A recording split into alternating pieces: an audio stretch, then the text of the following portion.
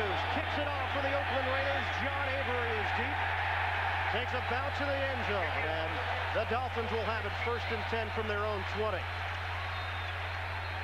Dan Marino, amazing in the year of the backup quarterback. Marino, 37 years old, has missed just 6 snaps this season, none because of injury.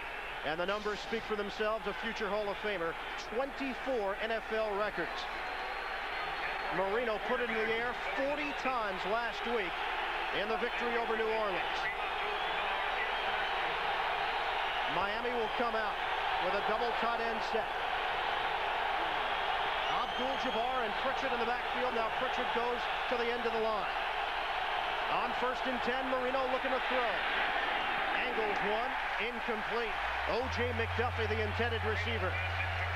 The offensive line for the Miami Dolphins, probably the biggest story for the Dolphins heading into this game.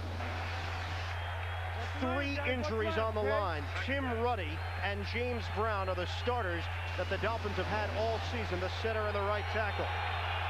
Backs and receivers. Ed Perry gets the nod for Troy Drayton. A hand injury. On 2nd and 10 from the 20. Marino on the give for Abdul-Jabbar, trying to push the pile ahead, and he picks up a couple. A host of Raider tacklers in on the play. The Oakland Raiders defense comes in ranked number 3 in the NFL. And a lot of that has to do with the play of Lance Johnstone. 10 sacks in his last 10 games. The linebackers, Harvey, Beekert, and Terry Wooden. And in the secondary, Anthony Newman returns after missing 2 straight games with toe and ankle injuries. 3rd and 8. Miami will come out with a 4-receiver look. Bernie Parmalee, the 4th receiver, out of the shotgun. Marino, and it's over the head of the intended receiver. Out on the sideline, Lamar Thomas. Dolphins go 3 and out. And John Gruden, the head coach of the Oakland Raiders, said we want to test the offensive line. We want to test those offensive guards. And they put pressure on Dan Marino right off the bat with Grady Jackson getting pressure over right guard Mike Sheldon. Injury to Desmond Howard. The neck injury will keep him out of action, so Klaus Wilmsmeyer will punt to the veteran Tim Brown. Short punt, Brown moves ahead, catches cleanly at the 47, moves into Miami territory and brought down at the 45-yard line. Great field position for Oakland to start with. On the 31-yard punt, Larry Izzo, the tackle on special teams. Donald Hollis, an amazing story. Hollis, as a kid growing up in Texas, had a poster of Dan Marino in his bedroom growing up. He idolized him. The old poster with a big afro Danny had and the 3 wristbands on each hand. I remember those posters back there. That's when I was starting in the NFL. Hollis told us he wanted to do everything like Marino. He just couldn't grow that curly hair like him. On the first play from scrimmage for Oakland, the handoff going to Napoleon Kaufman. Kaufman coming off a 150-yard plus effort last week in the loss to Washington. Oakland Raiders offensive line, Mo Collins has been in there for most of the season, replacing Pat Harlow. Collins, the rookie out of Florida. Backs and receivers. James Jett banged up a bit, but Jett does get the start, nursing a knee injury. Terry Mickens checks in as a 3rd receiver on 2nd and 9. It's Kaufman again. A little jitterbug move as he was able to get across the line of scrimmage, but he was met by Zach Thomas and Sam Madison. Modest gain on 2nd down to set up 3rd and about 6. The Miami defense. Dolphins have not been thrilled with the play of Jason Taylor here in the 2nd half of the season. Maybe his size, part of the problem on the defensive line. The linebackers, that's their bread and butter. Zach Thomas and Robert Jones. Jimmy Johnson said it's like having 2 middle linebackers. And in the secondary, Sam Madison having a breakout year in his 2nd season out of Louisville. On a 3rd and 6. Dolphins in the dime package. Hollis able to dump it off to the safety valve. Tim Brown bringing it in and brought down just at the marker. Looks like it might be enough for the 1st down. That's a nice job of Tim Brown of staying with his quarterback, Donald Hollis. Sees him getting flushed out of the pocket, but he stays with his route, has good eye contact with his quarterback. He sees he's in trouble. Now let's just run to the outside, throw me the ball. There it is, and makes a nice move to launch for the 1st down. So a new set of downs for the Raiders to work with. Brown not having the Pro Bowl caliber season he's been accustomed to in his 11-year career. On the give for Kaufman. Moving ahead to the 30-yard line, and a 5-yard gain on first down for the talented running back out of Washington, Derek Rogers, making the tackle. Napoleon Kaufman had a big game last week, over 120 yards in the first half. This is how you get your offenses started. If you can get it in 2nd and 5, 2nd and 4, 2nd and 6, you need to get some positive yards on first down, and that's where Napoleon Kaufman can help out his quarterback, Donald Hollis.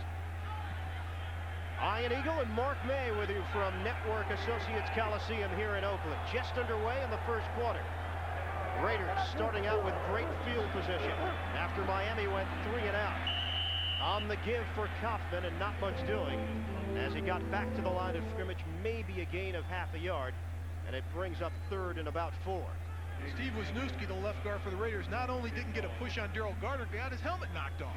Gardner's having an outstanding year for the Dolphins. He's the guy that helps out Zach Thomas in the middle, because if he can keep those guards and centers off Zach Thomas, he can roam and make those plays in the middle of that defense. That's why Zach Thomas is having a great year. Thomas comes in, the leading tackler for the Dolphins, 137 on the season. On 3rd and 4, Hollis a deep drop, and the ball was dropped. Will they call it incomplete? Yes, they will. It was intended for Tim Brown. Sam Madison with the big stick to jar the ball loose, but it was ruled incomplete. And Sam Madison's having a great year, and Jimmy Johnson said, hey, he's playing at the cornerback position as good as any quarterback I've been around. And here's a picture-perfect tackle. Hits Tim Brown right in the side with his shoulder. That's where you want to hit him, right where the ball is with his shoulder. Put it right on there and knocking it loose. That's a nice hit by Sam Madison. Tell you what, it was close to a fumble as well. It's a call that could have gone either way. They ruled that Brown did not have possession. 48-yard field goal attempt for Greg Davis. The kick. No good. Way off to the left.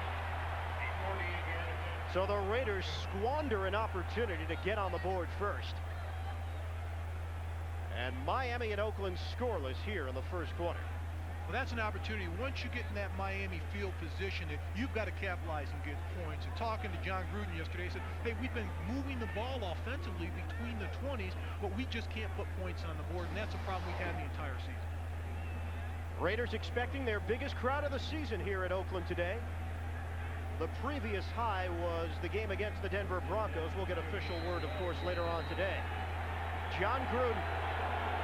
In the summer of 1983, he was preparing for his freshman year at Dayton as the quarterback. Dan Marino was getting drafted by the Miami Dolphins, just to put things in perspective. And where were you in 1983? We don't want to go there.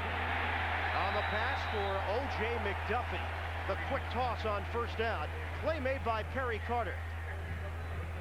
This offense for the Dolphins, and Kippy Brown's been moving O.J. McDuffie around inside, outside, putting him in the backfield to help with pass protection. They're trying to disguise him because he's the go-to guy. He's had as good a month as he's ever had in his career this last 4 or 5 games for the Dolphins, and he's the guy they've got to get the ball to.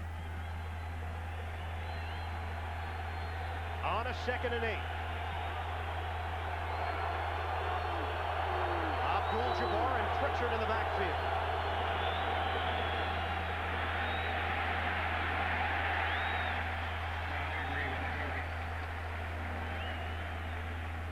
I want to welcome those of you who have been watching the Jets and the Seattle Seahawks from the Meadowlands here in Miami. A score that the Dolphins certainly were interested in as the Jets come from behind to defeat Seattle 32-31. No score. John Avery getting the call on that play for the Dolphins, setting up a 3rd and 7. Dolphins went 3 and out to open play. Oakland had tremendous field position but had no points to show for it.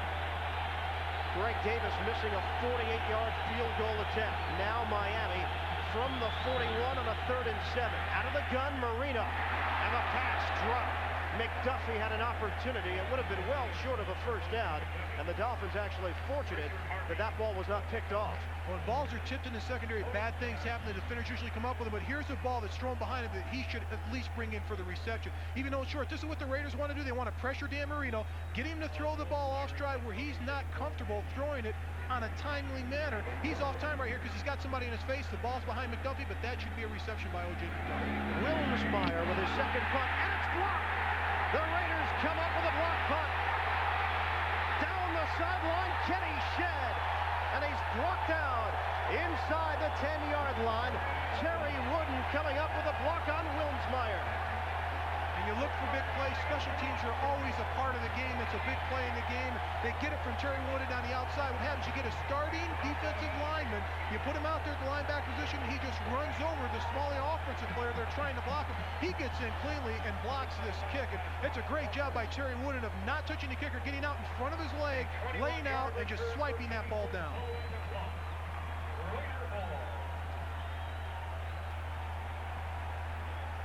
John Gruden told us a couple of days ago he's been concerned about the special teams play. Well, his special teams just came up with a huge play here in the first quarter, setting up a 1st and goal from the 6.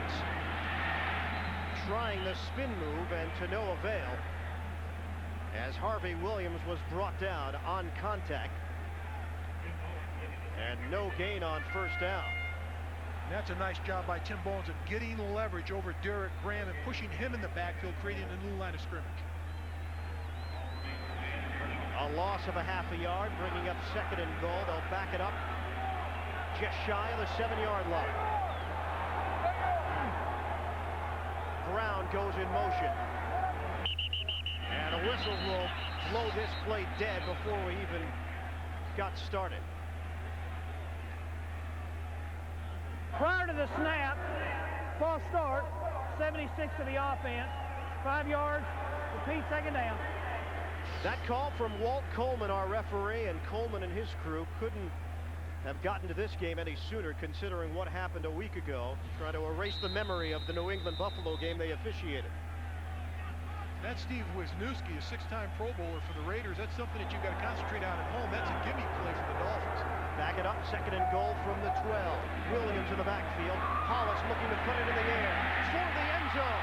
And it's intercepted off the hands of Ricky Dudley. Sam Madison comes up with his 7th INT of the season. And Sam Madison got the interception, but it was the coverage by Zach Thomas. Here's a guy that never leaves the field to play. You talk about middle linebackers. Zach Thomas is a guy that deserves to be in the Pro Bowl, but he can drop back with coverage and did a tremendous job of knocking that ball out of there. 8:12 left in the first. No score. Oakland Raiders.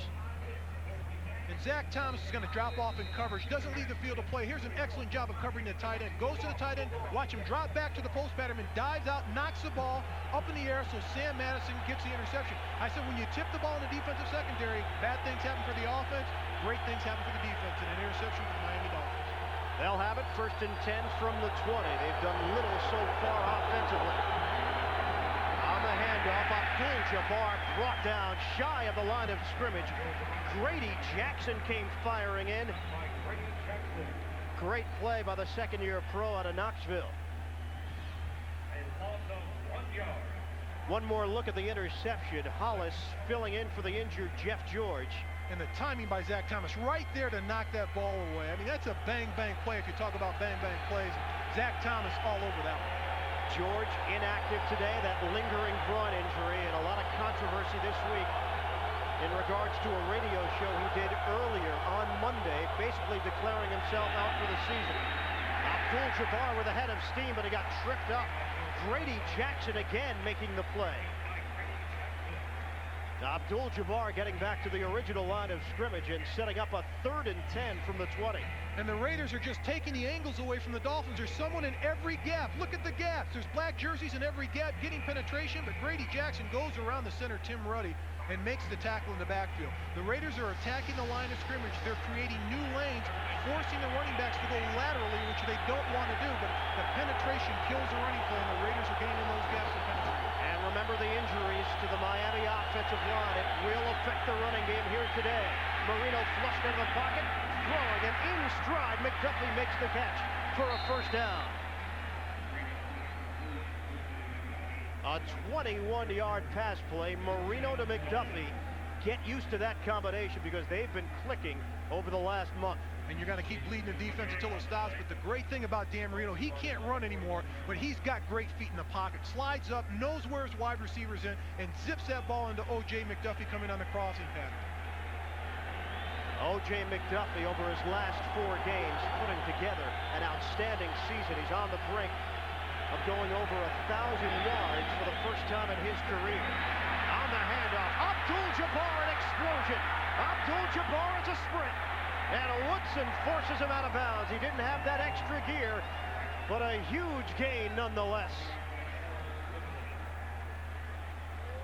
44 yards on the ground and setting up the Miami offense on the doorstep. And this is a great job of the offensive line of just holding on your blocks. Abdul-Jabbar will take the ball, and he never slows down. He hits the hole 100 miles an hour, finds the crease, and now makes a cut to the left and just beats the defense down the field. It's a great job of the offensive line of giving him a crease, but Abdul-Jabbar never deviated, never slowed down. He hit the hole 100 miles an hour. He was pushed out of bounds at the 14-yard line. And now Miami into Oakland territory for the first time today. On first down, Marino able to get it to Ed Perry, the tight end, as he twirled his way inside the 10. And very close to another first down. Linebacker Terry Wooden making the tackle. Now, we talked about before the connection of Dan Marino and O.J. McDuffie, but I think what Dan Marino's been able to do this year more than he has in the past is spread the ball around. His go-to guy is McDuffie, but he gets it to Gadsden. He gets it to Troy Drayton. He gets it to Perry. He gets it to Pritchett. He's been spreading it around throughout the entire offense. On 2nd and 2, Avery now checks in for the Dolphins.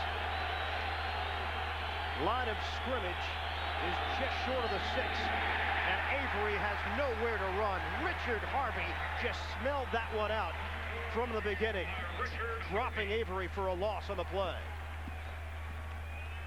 I said penetration kills running plays, but right here, Richard Harvey just goes right on by the block on the outside by Ed Perry. He's too slow to get there. You can't react like that. If you've got that end man on the line of scrimmage, you've got to get off the ball and get a hand on him, allowing your back to hit the hole. But if you go inside out, you're going to be too slow to make the block. Miami will go with a 3-receiver look. Raiders will counter with a nickel defense on a 3rd and 5 from the 9. And the Dolphins will take a timeout. Clock stops with 4:22 left in the first. Miami hoping to get on the board first. Along CBS is sponsored by Southwest Airlines, proud sponsor of the NFL and official airline of the Super Bowl. The new 1999 TL, luxury, performance, pick 2, and by Norelco, put it to the test. This Oakland Raiders crowd has been energetic and quite attractive here in the early going. 4:21 left in the first. Dolphins and Raiders, no score. Chat live with Dolphins quarterback Dan Marino this Tuesday night, 9 p.m. Eastern on America Online at keyword Team NFL and on the web at www.nfl.com. On a 3rd and 5 from the 9. Lamar Thomas and Bernie Parmalee have checked in for the Dolphins. Out of the shotgun, Marino in some trouble. Marino avoids the rush. On the toss for Parmalee. And he comes up short of a first down. Dropped by Terry Wooden. Terry Wooden with the tackle. And the Dolphins field goal unit will come on to the field. And this play is short of a first down, but the tremendous job by Dan Marino of avoiding the rush. He's not very fast, but he knows how to work the pocket, and he's probably the best in the NFL of maneuvering out of that pocket. And that quick release of his gets him out of so many jams. Here he's going to spin to the outside and just flick the ball out there for the reception. You can't ask anything more than that from Dan Marino on that play. Olindo Mare on for the field goal attempt, 25 yards. He's kicked 13 in a row. And you can make it 14 straight. Mare inching closer and closer to Garo Yefremian's club record. Miami strikes first. It's 3-0 Dolphins here. And Marino still going strong after all these years. And you got to love Dan Marino. He's dressed like a lineman. A knee brace there. He wears a big boot down there for his ankle. And you look at this guy from the back on the field, and he looks like a lineman, an offensive, defensive lineman out there, but he still gets the job done. And he's still one of the best in the league, his 16th year in the NFL, getting rid of that football in the quick release. Rodney Williams, the rookie out of Arizona, suiting up for the first time in the NFL. Flags come down on Williams' return, filling in for Desmond Howard. Brian Walker with a tackle on special teams. Penalty flag on the field. Let you know about the penalty flag in a moment. Not Hollis's fault on that interception. It was just great coverage by Zach Thomas creating the pick for Madison. Holding on the return team, number 55. Half the distance to the goal. First down. Penalty works against the Oakland Raiders. They will back it up and be pinned deep in their own end to start this drive. When we return to Oakland after this. The NFL on CBS is sponsored by American Honda, a winning lineup of cars, sport utility vehicles, and minivans, and by Taco Bell. Bit of a chilly day here in the Bay Area with Miami in front 3-0. Expecting a defensive game mostly today. Two of the better defensive units in the league. Miami ranked number 2, Oakland number 3. Hollis on the floater. Did it ever float over the head of Napoleon Kaufman, and incomplete. 2nd and 10 coming up from the 8. I think Jeff Hollis just threw that ball away. He saw those white jerseys from the Miami Dolphins around him and just floated that over his running back's head. There's been a change in this offensive line. Derek Graham was a starter coming in today, and he was replaced by Daryl Ashmore. And it's not because he's injured, it's because Tim Bowens is doing such a tremendous job of driving Derek Graham in the backfield on running downs. They had to make a change here. They just can't let that go on. Tim Brown in motion. Kaufman to the backfield, and here come the Dolphins. Donald Hollis spun down right at the goal line. Robert Jones. What a free agent pickup he has turned out to be. Not only that, I'm talking to Jimmy Johnson yesterday. He was telling us that he's the best free agent signing in the entire National Football League this year. And here he times the play perfectly with the snap count, and no one touches him. And that's the key for linebackers when they blitz up the middle. If they can time it and get offensive linemen engaged on down people and get in the backfield, they're going to get a sack. And that's exactly what Robert Jones did on that play. Former Cowboy, former Ram. And what a bargain at $375,000 this year. On 3rd and 17, Hollis forced to put it up, intercepted into the end zone for a touchdown. Zach Thomas.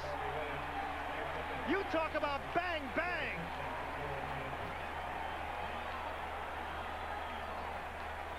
And Zach Thomas being in the right place in great coverage, but the pressure of the defensive front of the Miami Dolphins got there. Daniel Stubbs and Trace Armstrong, it's their nickel package. They call it the Cobra. They put fresh rushers in there.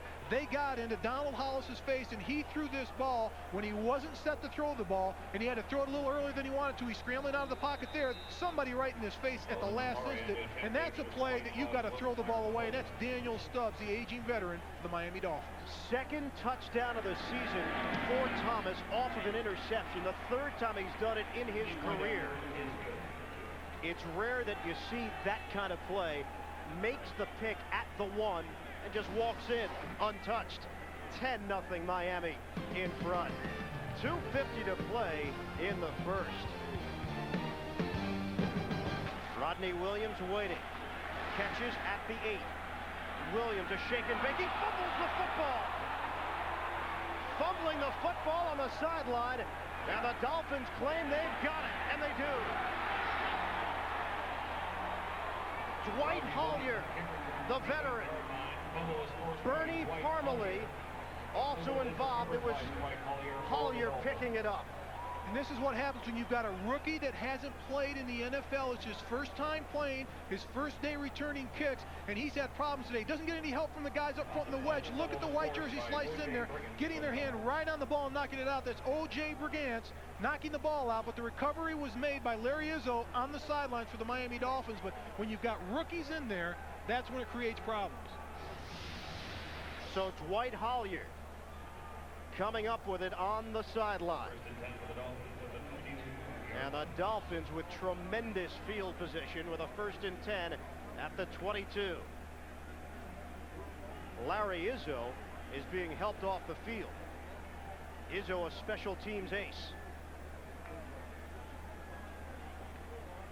Missed the entire 1997 season with a torn left Achilles tendon. So the Dolphins opportunistic so far here this afternoon. 2 interceptions. And now a recovery off a fumble on the kick return from the rookie Rodney Williams. And we mentioned to you earlier, Williams filling in for Desmond Howard, who has the neck injury. And for the first time in his career, he put on the silver and black in a regular season game. Inauspicious start for the Raiders. 10-0 Miami in front, looking for more. On the give, Abdul-Jabbar is met at the 20-yard line by Terry Wooden. Russell Maryland over there as well. And they'll spot the football just shy of the 19, a 2.5-yard gain. That's Russell Maryland. He's an ex-Jimmy Johnson pick, first pick in the draft of the Dallas Cowboys. And we're getting great play out of both linebacker and both defensive front play out of Miami and out of the Oakland Raiders. Ball at 2nd and 7. Abdul-Jabbar in the backfield. Marino, timing pattern, and the timing was off. O.J. McDuffie on the sideline, the intended receiver. And Danny Marino expected that O.J. McDuffie was going to run a fade and run by the defender of Charles Woodson, and he couldn't get by him. He just stopped in the pattern. And here's the key matchup of the day. There's Charles Woodson, the rookie. He's doing a tremendous job this year as a rookie. And O.J. McDuffie just couldn't get by him. Woodson got his hands on him up front, and he couldn't get around him.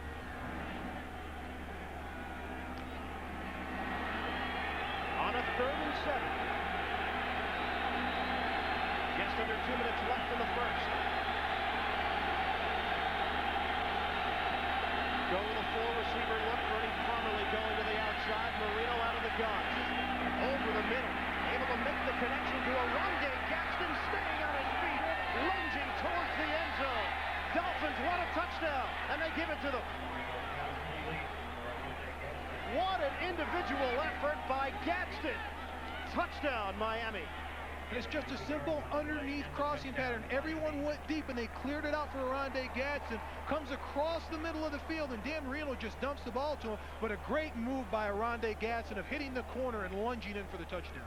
John Gruden does not know what hit him. Miami, an extra point away from taking a 17-0 lead here in the first. Hope you didn't blink, because they've been coming fast and furious. Mare tacks it on. The Dolphins in front, 17-0 with 1:46 to play in the first. 19-yard touchdown reception for Oronde Gadsden. And you're going to see Gadsden come from the outside to the middle of the field, and Dan Marino gets great protection. There he goes underneath the coverage, and he just can't be caught. Just shakes away the defenders and dives in for the touchdown. Perry Carter had one last chance to keep him out of the end zone. He couldn't do it. Gadsden, the big target, the story well chronicled about his Arena Football League career. You can forget about the Arena Football League. He belongs in the NFL, and he's proving that week in and week out, Mark. He definitely has, and I think the defense is starting respecting him more because Dan Marino's going to him. Earlier this season, we talked with Danny Marino, and Dan Marino told us that, hey, here's a guy that I just don't have that much confidence in these guys because I haven't thrown to him enough. Well, now we're past the midpoint of the season, going down to the 4th quarter of the season. He's got confidence in Oronde Gadsden because he's making plays for Dan Marino. 6th touchdown catch of the season. And Marino, 17th touchdown pass for the legend. Miami just came out in this game, and it's been a whirlwind. They just went for the throat right off the bat with knockout punches, and they capitalized on every situation that they had. When they got a turnover, they took it in and scored. When they had to move the ball down the field, they took it in and scored and got points out of it. And they've been hitting on all cylinders offensively. Injury update, Larry Izzo banged up right knee. His return is doubtful. Off the kick from Mare. Williams will get another opportunity. And Rodney Williams able to advance the football to the 29-yard line, a 20-yard return. Time now for an NFL Today report as we head to New York, and Jim Nantz. All right, Ian, let me show you the controversial finish of the Jets win against Seattle. 4th and goal to go, 20 seconds remaining, and the quarterback sneak, Testaverde, stops short, but after a long delay, and well after he's down, he reaches the football across, and the Jets are given the touchdown and the victory. Let's go back to Ian and Mark. Wow. Jim, what an effect this has on the race in the AFC East, and the Miami Dolphins in particular, trying to stay tied with the Jets in the showdown next week down in South Florida. Dolphins and Jets on first down. Incomplete. He was looking for Tim Brown, and Brown found himself in a crowd. And that Miami secondary, they're not letting anything go across that middle without getting a jersey or a helmet on it. And good coverage by Terrell Buckley, but out of the blue right there, look at the shot put on him by Kelvin Jackson. And they're not going to let you just catch a ball out there and get first downs on this defense. On 2nd and 10. Kaufman in the backfield. It's Kaufman. Try that spin move to no avail, and the Dolphins were prepared up the middle. The Oakland Raiders have shown very little on the offensive end. They've had some opportunities. 48-yard field goal was missed off to the left by Greg Davis, then a pass into the end zone. Zach Thomas able to knock the ball in the air. Sam Madison with the interception. So the Raiders find themselves in a 17-point hole with just under a minute to play in the first quarter. Terry Mickens is checked in as the third receiver for Oakland. Hollis under pressure. He got it on the hands of Tim Brown, but incomplete. Zach Thomas applying that pressure straight up the gut. And guess who? Zach Thomas again. He's been the hero for the Miami Dolphins defense thus far in this game, and no one blocks him here. He comes with a blitz on the outside, and no one lays a glove on Zach Thomas. There he skates to the outside, and he comes on a trail dog right there. No one touches him. Very well disguised by defensive coordinator George Hill. Oakland will punt. Terrell Buckley and O.J. McDuffie are deep, 2 men. A punt from Leo Aragus. Sends McDuffie off to the sideline. Was he out of bounds? There was a pause for a moment. I think McDuffie felt he was out of bounds. After the 51-yard punt from Aragus, he was able to come back and gain a couple of yards on the return. Coming up tonight on CBS, critics are calling The Christmas Wish a contemporary twist on It's a Wonderful Life. Debbie Reynolds and Neil Patrick Harris star in the CBS Sunday movie The Christmas Wish. That's tonight on CBS. Well, Miami has gotten its wish so far here in the first quarter, doing it from all angles. Little special teams, little defense, little offense mixed in. We've got a 17-0 lead with 42 seconds to play in the opening quarter. Marino off of play action. Able to dump it off. John Avery brings it in. Terry Wooden making the tackle on first down. Pickup of about 4 on first down. And what I'm impressed about Dan Marino today is the way that he's able to negotiate that pocket and move in the pocket. The Raiders have to come up with a scheme of putting pressure on Dan Marino through the middle of the defense, not from the outside, because he's not going to run outside of the pocket. He's going to step up and slide and make plays. That will be the final play of the first quarter. End of 1 from Oakland. Miami 17, Raiders nothing. Will return to Network Associates Coliseum after this message. Great day for football here in the Bay Area as the Dolphins open up the second quarter with a 2nd and 6 from the 27. On the handoff, Avery. John Avery moving the feet and advancing ahead across the 30-yard line. The MetLife Blimp, Snoopy 2, has teamed up with CBS Sports to provide you with an aerial view of today's game featuring the Dolphins and Raiders. The MetLife Blimp typically cruises at a speed of 35 miles per hour and an altitude of 1,200 feet, and we're happy to have them on hand here in Oakland today. Miami with a 3rd and 1. From the 32, Pritchett, the fullback, is in the backfield. 3-receiver look. Pritchett gets the call. Trying to power his way ahead, and he's not going to have the first down. Greg Biekert, Darrell Russell involved in the stop. And the Raiders defense coming up with a play. Just trying to get some momentum going as they trail on the scoreboard 17-0. Well, they're going to rely on their defense to get that momentum going, but offensively for Miami, if you want to be a tough, hard-nosed, physical, running football team, you've got to make those 3rd and 1s. And that's where Jimmy Johnson's had problems with this offense. They haven't been productive in short yardage. Tim Brown filling in for Howard. Wilmsmeyer, a high punt. Brown, fair catch signal is made, and he brings it in at the 21. Raiders will have the football following the 47-yard boot from Wilmsmeyer when we come back to Oakland. Have a 17-0 lead early on in the second quarter. Ian Eagle along with Mark May. A wild start to this game in the first quarter, and a pivotal game for both of these teams considering the current standings in the wild card race in the AFC, Mark. Well, it is a big game for both teams, but so far in this game, it's Miami who's really shown that they deserve to be in the playoffs and belong. They have the early lead. Raiders looking for some kind of rhythm offensively, and it's not going to happen on first down. Hollis's pass was deflected and incomplete. He got rocked on that play by Lorenzo Bromell, the rookie. Came off the edge and did a great job of getting in his face, but that's what Miami likes to do. They like to always have someone on the quarterback in his face or putting him on the turf on every pass play. Does a good job of getting around Mo Collins on the outside and getting him down Hollis's mustache. Jimmy Johnson talked about the mobility of Donald Hollis. Hasn't really had an opportunity to use it thus far. Miami's done a good job defensively. On the give for Kaufman. Able to get to the 21-yard line. Derek Rogers making the stop.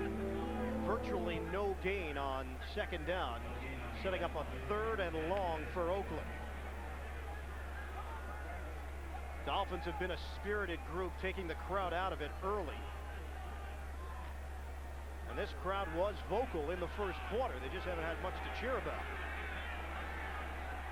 3rd and 10. Hollis, good protection. Now it's crumbling. Trace Armstrong among the Dolphins to get into the backfield. And Donald Hollis dropped for the sack. And Trace Armstrong leads the Miami Dolphins in sacks, but that's putting pressure on by your front 4 guys and collapsing the pocket. And Donald Hollis has to know at this point in his career, once you set on a long drop like this, you got to step up and get rid of it, because if you try to buy time and move around, that's when the pocket will collapse on you, and that's what happened to Donald Hollis on that play. So some pressure now on Leo Aragus. Trying to create some space on the field for the Oakland defense to work with. Sending McDuffie deep. McDuffie tries the spin and the pitch. Terrell Buckley. And the Dolphins get some bonus yards out of it following the 54-yard punt. Dolphins will have it at around their own 45-yard line.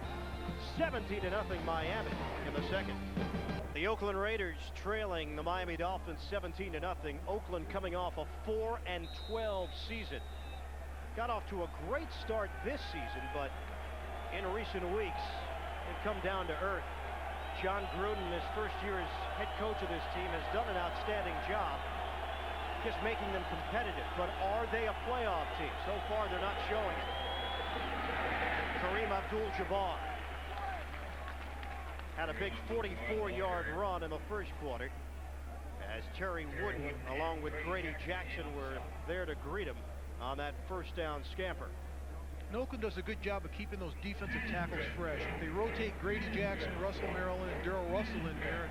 They rotate them on schemes and downs, and they get them in there first down, second down, third down. And those guys stay fresh where they can get a lot of penetration and chase plays down. Abdul-Jabbar, close to 900 yards rushing on the season. Poised to go over 1,000 like he did his rookie campaign. Off of play action, Marino. Abdul-Jabbar, long strides into Oakland territory on the dump out to the flat. Kareem Abdul-Jabbar making something happen after the catch. And a nice job by Dan Marino. All the black jerseys in the middle there, all condensed from tight end to tight end, and Dan Marino sees there's no one out there covering his running back in the flat, so he just dumps the ball off to Jabbar. He takes off on the sidelines and gets a first down. It's an 18-yard pickup for Miami, and a 1st and 10 at the Oakland 37. 126 total yards to 4 for Oakland. Abdul-Jabbar tried to cut it to the outside. Greg Biekert was the first man to get there after a pickup of a couple on first down. Jimmy Johnson's got to be happy with the way his offense is performing. They capitalize on turnovers of the Oakland Raiders, but they're moving the ball in the air and on the ground, and he wants to get that balance. He'd like to run the ball 35 times and pass the ball at least 30 times or less, but he knows if he's running the ball 30 to 35 times, they've got a pretty good chance of winning. Johnson's defense, though, has answered the call week after week. They lead the NFL with 2 shutouts this season. On 2nd and 8. They'll try the reversal to O.J. McDuffie. On the fake handoff, McDuffie came across, and James Harris was able to read the play, bringing up 3rd and long. Nice job on James Harris on that play, but Terry Wooden got penetration and kept contained outside and forced O.J. McDuffie back into the teeth of the defense, where the rest of his teammates can surround him and bring him down for a short gain. On a 3rd and 6. Bernie Parmalee has checked in, as has Nate Jacquet, second-year player out of San Diego State. Marino out of the shotgun, quick toss, O.J. McDuffie getting across the 30-yard line and short of a first down. Greg Beekert making the tackle for Oakland.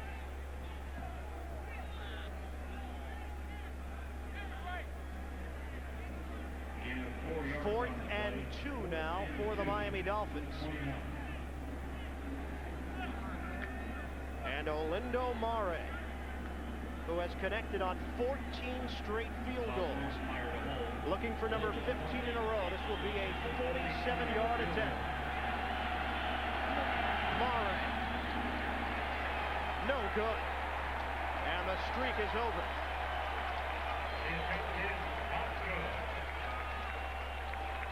Oakland avoids going into a deeper hole, but they still trail 17-0. With the edge, 17-0, 9:09 to play here in the first half. The Oakland offense, not much to say because, Mark, they haven't done much. And Donald Hollis completed his first pass, but since then he's been 0 for 7. His first pass for 7 yards, and he's got to pick it up, but he needs help from the offensive line, giving him protection, and the wide receivers just have to catch the ball. Kaufman and Ritchie are split on the backfield as Brown goes in motion on a 1st and 10 from the 37. Quick toss to the fullback, Ritchie. Rookie out of Stanford brings it in, and that 7 consecutive incompletion streak comes to an end for Hollis. On cue. He's had a tough afternoon, and Zach Thomas on the last play was in his face with a blitz, and they're just not letting up on him. And he's had a tough time. He's been sacked a couple times, been hurried. He can't sit in the pocket and look downfield. Someone's always in his face. Pickup of 4 on first down, 2nd and 6 from the 41. Pickens checks in as the 3rd receiver for the Raiders. On the draw play, Kaufman. Napoleon Kaufman has some room. Into Miami territory and brought down at the 47-yard line. An 11-yard gain. Calvin Jackson and Zach Thomas combining on the tackle. That's a sweet move by Napoleon Kaufman of just avoiding the defense. Here it's a simple draw. You let the offensive lineman push the defenders out of the way and let them get a little penetration, but Napoleon Kaufman runs through the tacklers and makes a move on Zach Thomas, but Zach Thomas, you can't fool him. He's always going to be a bigger play. He's got to be the all-star of this game so far. The plays he's made early in this game, chasing people down, and you got to love the way he plays. He never comes off the field. And of course the interception return for a touchdown, but not much of a return. It was 1 yard. For Zach Thomas, that was a pretty good return. Napoleon Kaufman getting the carry up the middle. Napoleon Kaufman, the ball carrier. Tackled by Kenny Mixon. Pickup of a yard, maybe a yard and a half, as Kenny Mixon made the tackle. Call it 2nd and 7.5. They need more production out of Napoleon Kaufman. They've got to get the ball in his hands more, but he needs to break more plays as he did on the play 2 plays ago and get him in the open field where he can make some moves and pick up some yards. Hollis straight back. He's under heat and in big trouble. Zach Thomas led the charge. And the play was whistled dead before Hollis was even dropped to the turf. They need to put somebody on Zach Thomas because he comes free almost every play. When you've got a middle linebacker that's blitzing, somebody's got to pick him up. Either the center, which is uncovered here, or a back, and nobody picks up Zach Thomas. All they're running is a T-Mac stunt where the tackle goes inside, Zach Thomas comes outside of him, but no one picks up the stunt. Thomas slowed him down. Derek Rogers then jumped in and will be given credit for the sack, maybe a half a sack. Hollis on 3rd and 15. floating one in the air, and it's brought in. Tim Brown, he caught it right at the first down marker, then was pushed behind the marker. We'll see where they spot the football. Patrick Surtain making the tackle on Brown. Had to get across the 38-yard line. We'll get a measurement.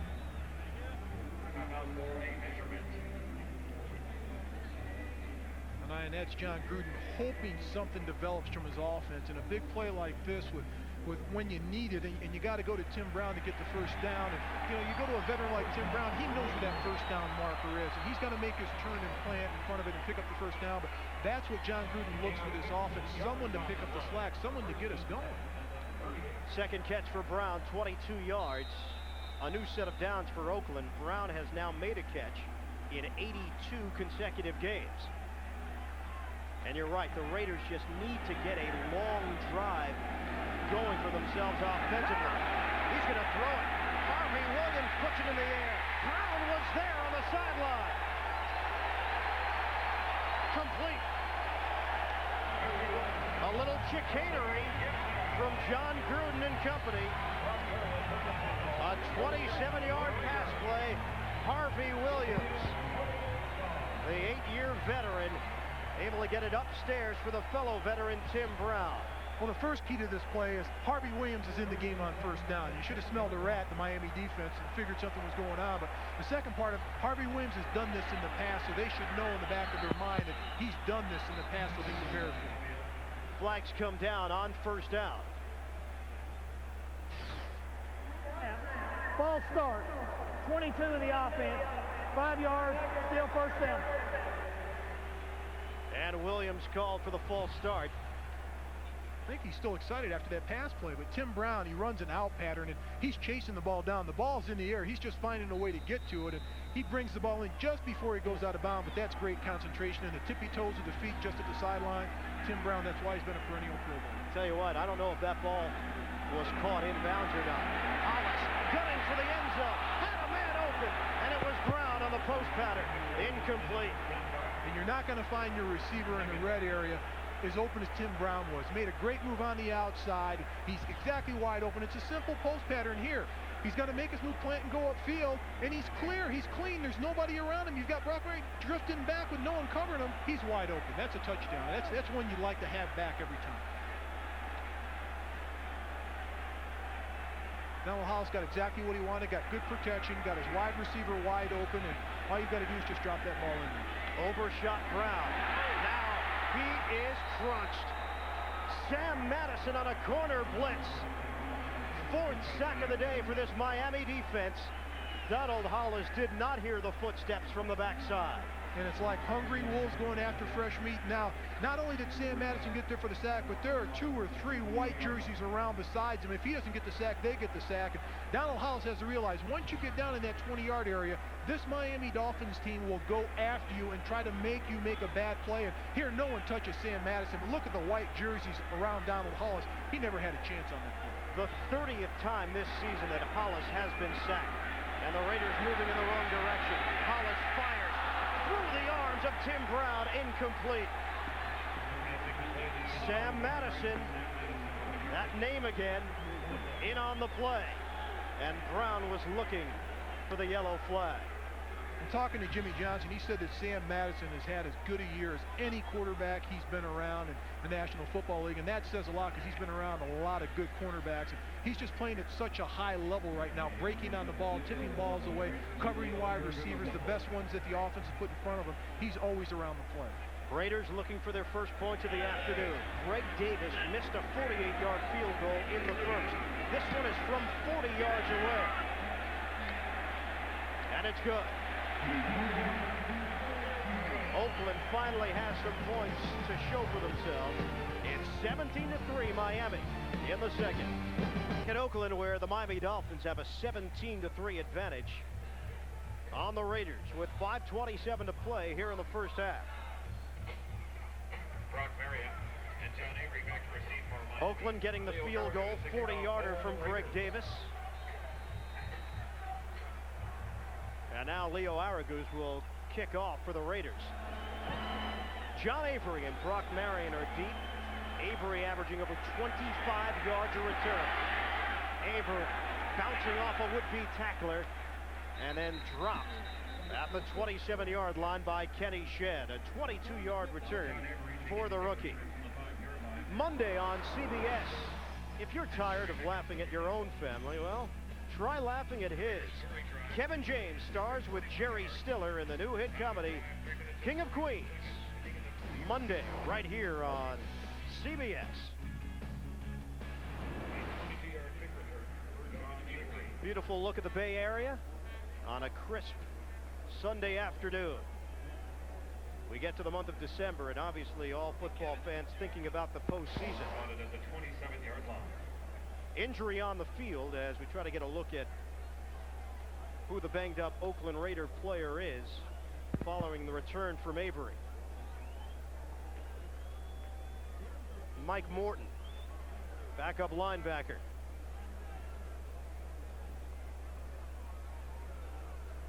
Morton on his knees as the medical staff checks him out with 5:16 to play in the second quarter. Appears to be okay as Morton will get some assistance and now walk it off himself. Al Davis, as you can see through the glass, watching closely. Crunch time for the Raiders. They're 7-5, back-to-back losses. Disappointing 29-19 defeat at the hands of the Washington Redskins a week ago here in Oakland. And the remaining schedule at Buffalo, at San Diego, and home for Kansas City as the Raiders try to qualify for the playoffs for the first time since '93. They've got a hard road to go, but they've got to win this game and start off the right way. The game last week against Washington really hurt this team. That was the game that they knew. That's when you pencil in on the schedule saying it's a W for us. First and 10 for Miami from the 27. Avery. The Raiders getting into the backfield. Greg Biekert and Darrell Russell. Biekert got there first, and then Russell finished it off for a loss on the play. And Willie Shaw, the defensive coordinator for the Oakland Raiders, he's got it in his mind now. He's just going to attack the Miami Dolphins. They've got to create havoc. They've got to come up with a big play. So let's start blitzing and let's start zone blitzing here and putting pressure on Dan Marino, but getting penetration in the backfield with the blitz to disrupt the run. What a great job Willie Shaw has done. They were ranked dead last in the NFL in team defense a year ago. He comes over from New Orleans, and it's like a completely different unit. 2nd and 14. Across the middle. Able to make the connection to Stanley Pritchett. The fullback, Terry Wooden, with a tackle on Pritchett. As they got back some of the yardage that they lost on first down, setting up 3rd and long for Miami. You talk about Willie Shaw, and possibly a lot of head coaching jobs could come up this year in the NFL, and he's got to be on the top of a lot of short lists in the NFL just by the one-year job he's done here. But not only that, what he's done in the past of his career. He's always been successful wherever he's done and always helped turn programs around. These defensive players from Oakland have tremendous amount of respect for him as an individual and as a coach. On 3rd and 7, Marino, fleet of foot, able to dump it off. Parmalee lost the football. Raiders were fighting for it. Lance Johnstone was trying to take it away. Bernie Parmalee was heads up to get it back. And it's parallel to the first down marker. That was a lucky bounce by Bernie Parmalee because that ball was out of there and it came right back into his hands. Dan Marino's out there yelling vehemently saying he was already down, but that was a fumble. That ball was clearly out of there. It's a good job by Parmalee of staying with the ball, even though it gets knocked out from your hands, but concentrating on it. And Dan Marino doing a great job of sliding up in the pocket. But there it is. The ball's out, but it goes right back into his hands. And it keeps the drive alive. Enough for the first down. Dolphins with a 1st and 10 from the 39. 3.5 to play first half. Avery trying to cut to the outside. The Raiders are ready. Avery with that second burst. Able to avoid a big loss on the play as he was forced out of bounds. Darrell Russell helping on the chase.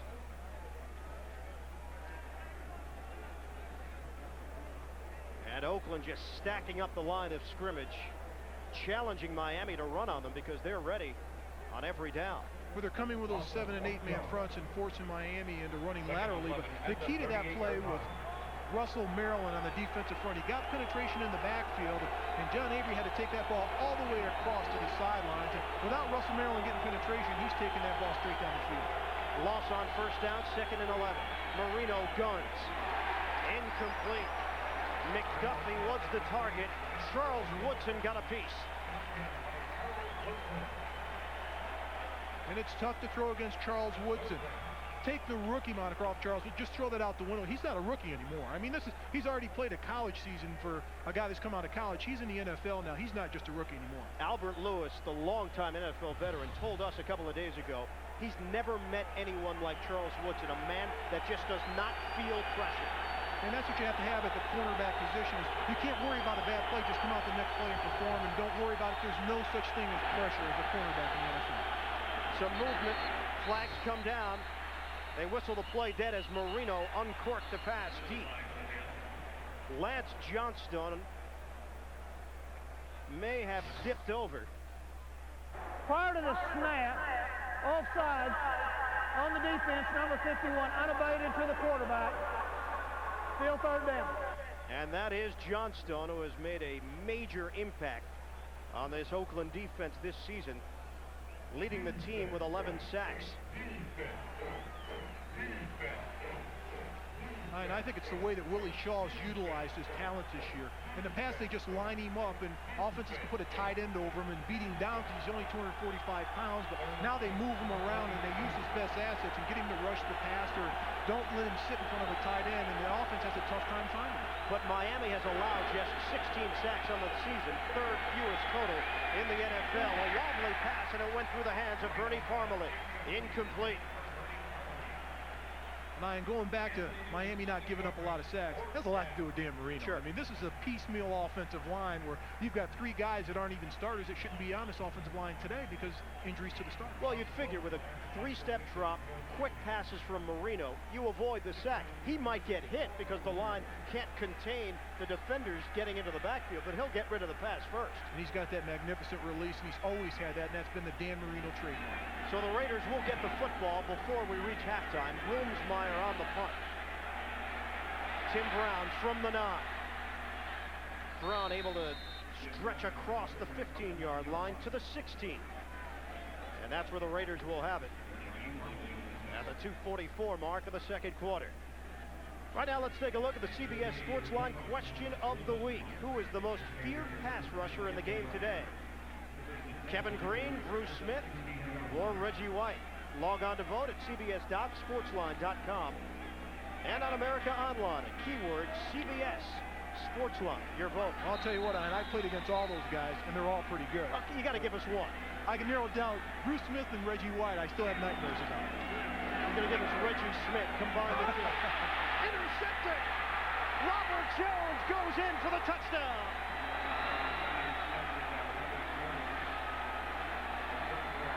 Is this Miami defense cooking or what?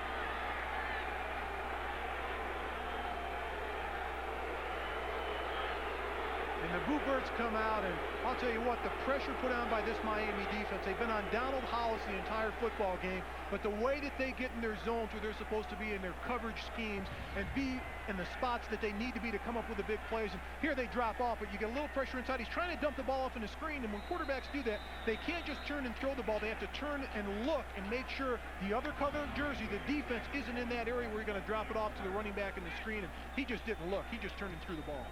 What a pleasant surprise Robert Jones has been this season for Jimmy Johnson and company. First career touchdown for the 7th-year veteran out of East Carolina. And a big smile on his face as the Dolphins extend their lead. It's now 24-3. Second interception that's come back for a score here today. Zach Thomas had the first. Jones has just put another touchdown on the board, and a long first half for Donald Hollis. What those linebackers for the Miami Dolphins are doing on the sidelines, they're laughing at each other because they both got interception returns for the touchdown. And, you know, that's a key guy right there that they need. They need a Jeff George. And not only Jeff George, they need a healthy Jeff George for this Oakland Raider team to survive. Jeff George on his radio show earlier this week on the local sports radio station, basically came out and said, I'm out for the season. Highly unlikely that I'm coming back for the final 4 games. Well, he did it on the air before he happened to tell his head coach John Gruden about it. Or his teammates. Or his teammates, for that matter. Gruden, after talking to him a couple of days ago, said, hey, I think that was frustration from Jeff George because he hasn't been able to get healthy, and we're still keeping hope alive that he'll be able to suit up for us at some point in the final month of the season. So George this week has gotten a lot of static from the local media, being called a quitter. That's putting it mildly. He's gotten blistered by the local media. And I think it's deserved, because you don't come out and say that I just can't play for the rest of the year, because your teammates sit back and say, well, what's the problem here? Is he healthy, or can he play, or can he play? A number of columnists and talk radio hosts basically coming out and saying they should get rid of Jeff George. Just pay him the $5 million buyout on his contract, take the $3 million hit next season on the salary cap, and make a change at quarterback. Hollis nearly had another one picked off. If Jones was paying attention, he would have had back-to-back interceptions. Instead, he went for the body of John Ritchie, and it banged off of Robert Jones for the incompletion.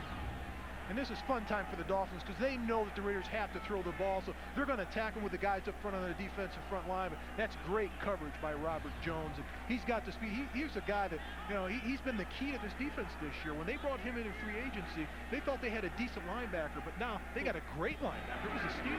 On 2nd and 10, Hollis throwing and complete. Lots of room to work with. Terry Mickens. Mickens remaining on his feet. And finally spun out of bounds. Some extracurricular activity following the play with Jerry Wilson. A 30-yard hookup as Mickens makes his 18th catch of the season.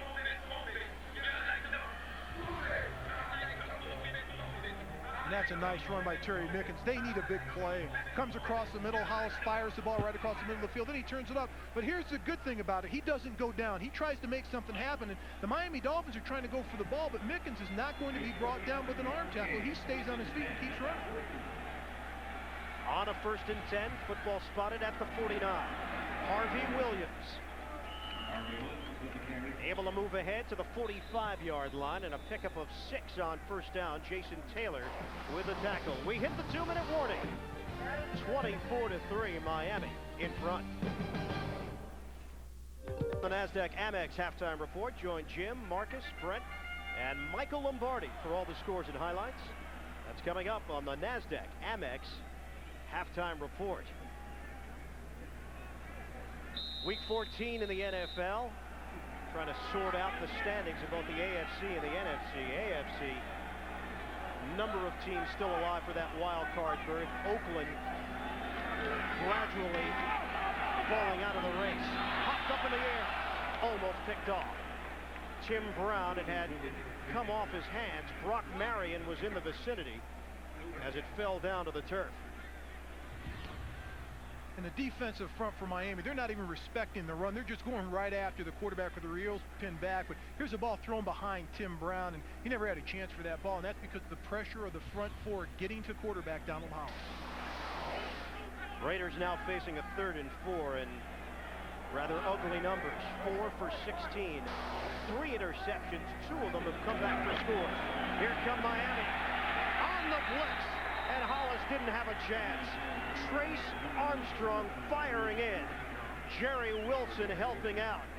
And the 5th sack of the day for the Miami defense. And Hollis in familiar territory, lying on the ground. And Donald Hollis has to be aware of this. Whenever he sees the safety deep and the corners start creeping up right here, that's the problem. You know it's a blitz. They just flood the outside with a blitz, and people just come from all different angles on the outside. Donald Hollis doesn't have a chance to even set back in the pocket. A timeout called with 1:44 to play. We're in the 2nd quarter. It's all Miami. It'll take a bounce. That's McDuffie as he crossed the 15-yard line. O.J. McDuffie with flags down on the play. A 46-yard punt from Aracus. Tackle made by James Folston on special teams. You got to like Aragoose. You talk about kickers. That's a tough guy for a punter and a kicker. He dislocates his shoulder last week. Comes back and plays this week. And the scary thing about Aragoose, he's one of the top tacklers on special teams. That's a bad sign. No. It's not a good sign when your kicker's a top guy. But he's done a great job. And you talk about the toughness of the NFL. A lot of people don't put kickers and punters in that category. But hey, you separate your shoulder and you come back and play the following week. That's a tough guy right there. Leo Aragoose looking on as the penalty will work against the Oakland Raiders. Jimmy Johnson wants an explanation. The hair looking good. As always. As always. Illegal use of hands. Hands to the face on number 37. 10-yard penalty. Repeat, 4th down.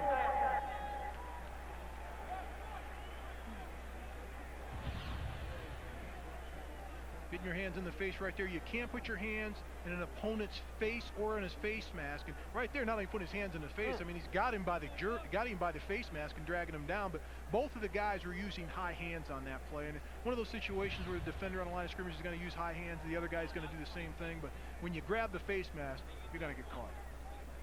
And that's James just Trapp, veteran out of Clemson, called on the penalty, and Aragoose will do it again. It is Buckley standing at his own 25. Aragoose averaging over 43 yards a punt. Line drive. Buckley came up to get it at the 35. Buckley with some room. Terrell Buckley putting his team in position to possibly put more points on the board before we hit halftime. A 24-yard return. Adam True, the long snapper, making the tackle on Buckley. And the Dolphins will have the football at the 43-yard line of Oakland. You talk about being tough. Here they're going after the kicker, Aragoose, and he's just going to throw him to the side. And I said he was a tough guy, and he is a tough guy to hang in there like that. And, a lot of teams will take a shot at the kicker because if you get that guy, he's usually the last guy in defense, and he's the safety valve on returns. But they didn't get that far in the return, but that's a good job by Aragoose of hanging in there. It looks like he's a little hurt, hands on knees there. He's staying in the game, though. That's a tough guy. Well, Miami isn't through. With a minute 20 left, plenty of time remaining in the second quarter. Lamar Thomas, the intended receiver, on the sideline, incomplete. Coming up, the NASDAQ Amex halftime report. Jim Nance, Marcus Allen, Brent Jones, and Michael Lombardi will have all the scores and highlights. So we hope you can stay tuned for the NASDAQ Amex halftime report.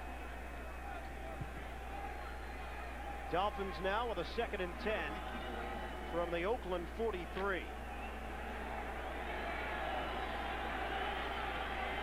Such a pivotal game of the wild card standings, and the Raiders have shown very little here in the first half of action. Play clock winding down, and Marino is forced to take a timeout. So we'll step aside with a minute 15 to play. First half, it's 24-3 Miami. The Dolphins looking for their 4th win in the last 5 games.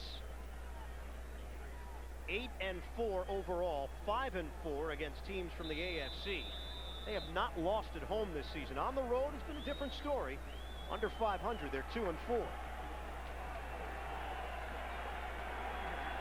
Currently with a big lead, with a minute 15 left in the second quarter. They're in front by 3 touchdowns as flags come down. Aronde Gadsden.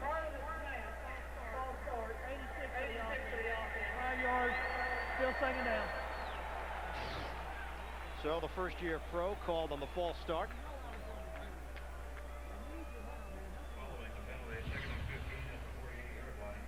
And right here, when you're lined up outside, all you have to do is pay attention. He's looking at the defender instead of looking at the ball, and he got baited by Charles Woodson on that play. That's a smart play by Woodson.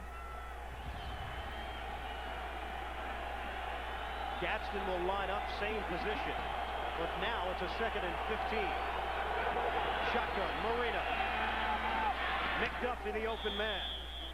And forced out of bounds with 1:10 left in the second quarter. Bucky Brooks, recent pickup from Kansas City, was able to get into the area to force O.J. McDuffie to the sideline. 3rd and 7 from the 40. Miami still has a timeout left. Oakland with 2 remaining. Well, the Raiders just want to get to the locker room, hoping that they trail by only 3 touchdowns. It's 24-3. Shotgun formation. Marino flushed out of the pocket, throwing on the run. That is not Dan Marino at his best. Incomplete. No, but that's Dan Marino being smart with the ball and not costing his team, trying to force it in an area where there are a lot of defenders are just throwing the ball away and avoiding the rush. And Dan Marino's not going to run fast or run far, but he's got the ability to go laterally, and right here just makes a move, and the rusher can't get to him, which is a great move by Dan Marino. He knows he's not going to throw that ball for a completion. No one picks up the blitzer on the inside, and key to that is you've got those young offensive linemen that hadn't played a lot, and they're not switching off on their zone protections. Wilmsmeyer. Tim Brown moving over, and Wilmsmeyer placing it perfectly inside the 10-yard line as Nate Jacquet actually looked like the man making the fair catch. 31-yard punt for Klaus Wilmsmeyer. And the Raiders have a lot of real estate in front of them with just 56 seconds left of the clock. Late in the second quarter. Well, the MetLife Blimp, Snoopy 2, under the command of Captain Doug McFadden, joining us here today in the Bay Area. Carrying the state-of-the-art camera equipment, the Blimp is able to provide a unique perspective of the action below from an altitude of 1,200 feet. Inside handoff, Ritchie. John Ritchie, the fullback, getting the call on first down. Brian Walker making the tackle for Miami as the clock continues to roll after the 2-yard pickup. And the Raiders just want to run this clock out, Ian. Usually when you're in a situation you're down by 21 points with just less than a minute to go, you hand the ball to your fullback. That's not going after the defense, and that's just trying to run the ball, trying to get something going for this offense before they go into halftime, at least running with the football. Could be the final play of the first half. And the Raiders avoid disaster as Ritchie couldn't hold on to it. Tell you, the Miami linebackers are having some fun here today. Oh, they're enjoying themselves out there. Saw Zach Thomas on the sidelines earlier, and after Robert Jones had his interception, they were kind of arguing who had the longer return, and obviously it was Robert Jones. Zach's was only about a foot, but Zach is every place today, and these linebackers have done a yeoman's job today, and they're all over, and this one almost goes to Zach. He wants that. He can taste that one. He's saying 2, the first time ever. 3rd and 8. Time running out. Harvey Williams. The ball carrier. Able to give Oakland the first down as he crossed the 25-yard line. 8 seconds now left on the clock. And the Raiders take a timeout. Tackle by Jason And I've been in this situation before in a game where offensively you're not producing and things have just gone horribly for you, and the defense hasn't played well either, and you just want to get into the locker room. You don't want to call timeouts right now. You just want to go in the locker room and hide and regroup and get this thing going in the right direction. John Gruden, frustrating afternoon for him. The 35-year-old in his first year as a head coach in the NFL. Tremendous resume, offensive coordinator in Philadelphia and an assistant with Green Bay and San Francisco.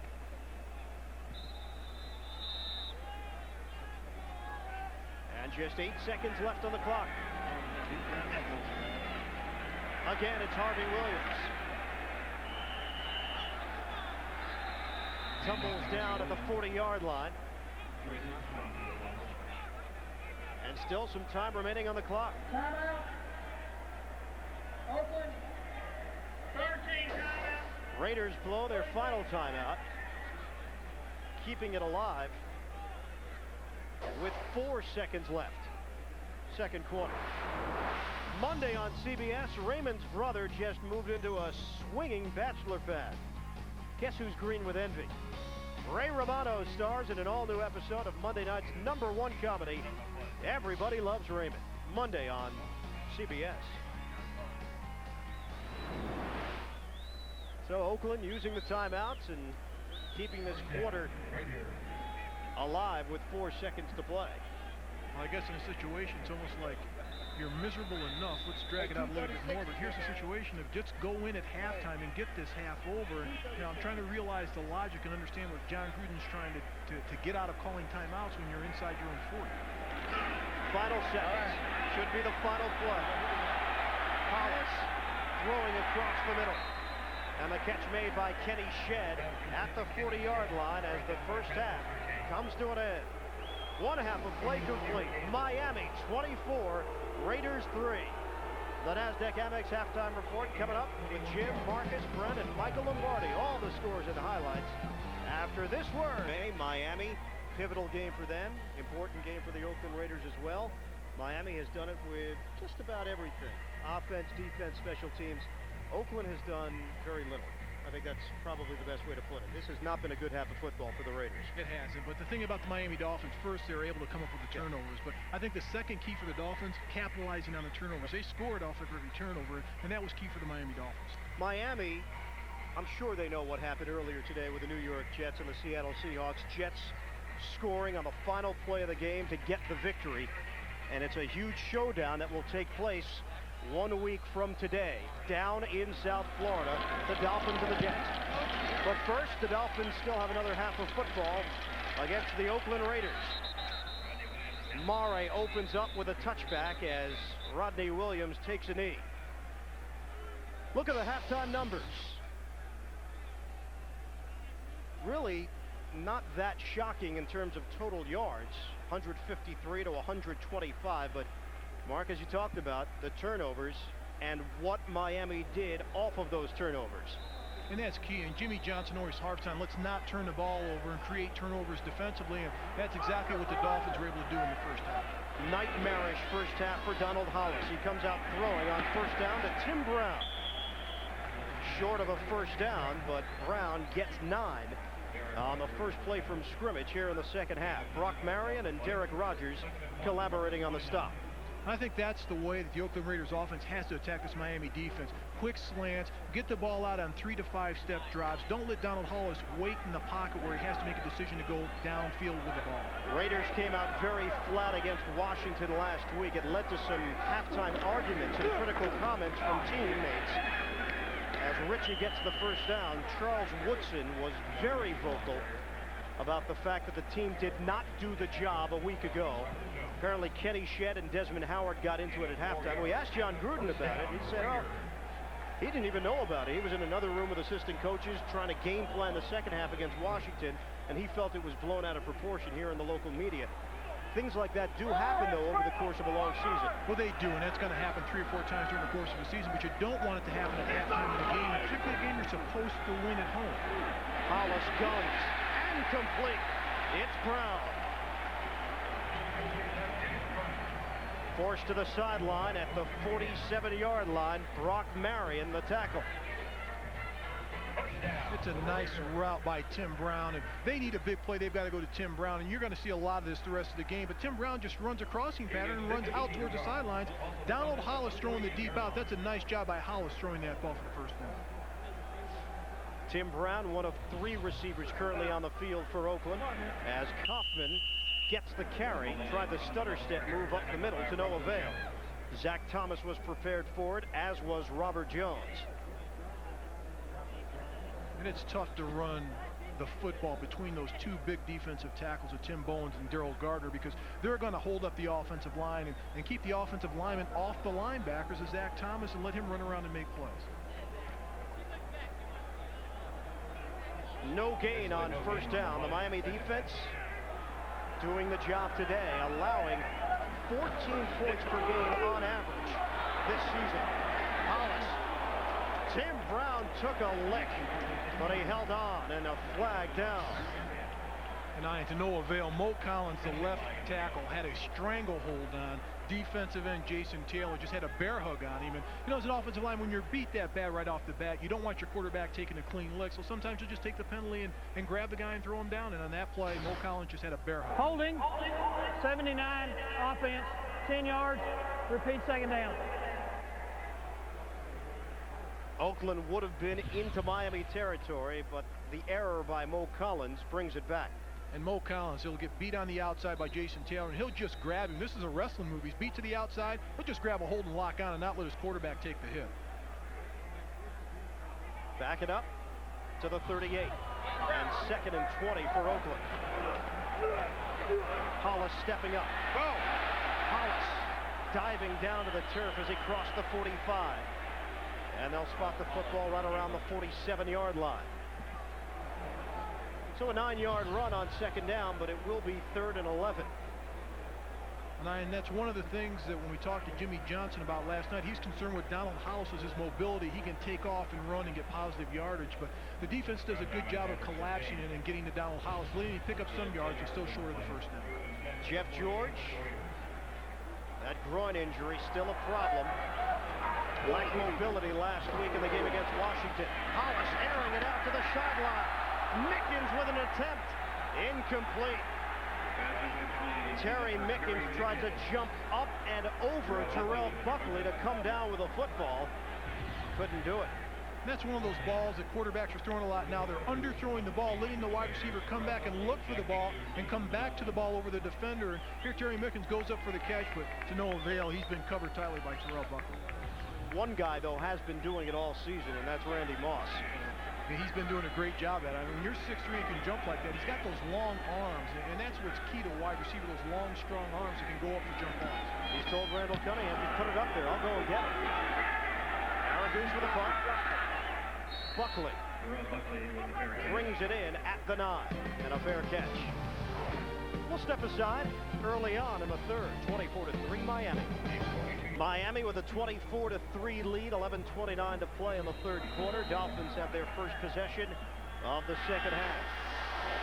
Dan Marino played his first NFL game against the Raiders back in September of 1983. Came in relief in the 4th quarter and threw 2 touchdowns.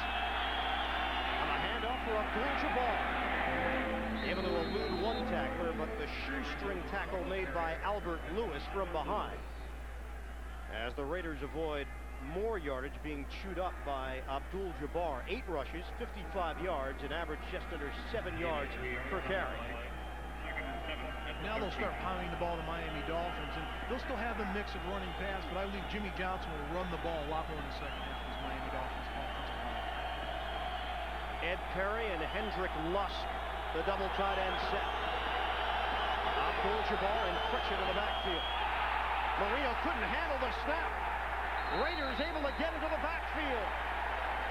Oakland has come away with the football. Mishandled snap by Dan Marino. Darrell Russell coming in to scoop up the ball, fall on it. And a turnover as the Raiders just trying to find something to motivate this team. I think that's a play that can do it. And here's something you don't expect. Danny Marino and his center Tim Ruddy not to have a clean offensive snap. Quarterback center quarterback exchange. There's the ball, and Dan Marino just never had a handle on it. Ball spotted at the 10. It's a 1st and goal. Handoff Kaufman. Taking it inside the 10-yard line, but not much room to work with as he was trying to run in between the tackles. Kenny Mixon making the stop for Miami. Tonight in this series, the Oakland Raiders have to come away with 7. This is the best field position they've had the entire day. They need to capitalize on this situation, not only to score points, but also to get some of that momentum back that they lost earlier in this game. First turnover of the day for Miami. Dolphins have capitalized on the Oakland turnovers. Let's see if the Raiders can return the favor. On a 2nd and goal. Brown in motion. Hollis throwing. Pump fake. He's got Brown for the touchdown.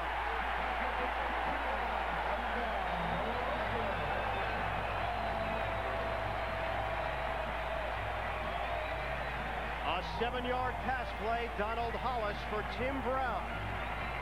5th touchdown reception of the season for Brown. And the 10th touchdown pass for Hollis. And what really helped Donald Hollis, that pump fake right there, looking to the receiver in the corner of the end zone and then dumping the ball off to Tim Brown, really helped the execution of this play because it got the defense to think for a moment if he was going to throw the ball deep, but he knew exactly where he was going with the ball, and that was to Tim Brown.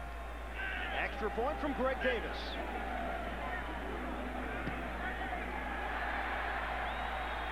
The Oakland Raiders trying to come from behind. Raiders take advantage of the mishandled snap. And Oakland puts 7 on the board. It's 24-10. Miami with the lead in the third. The Oakland Raiders show some signs of life. Nodding his approval.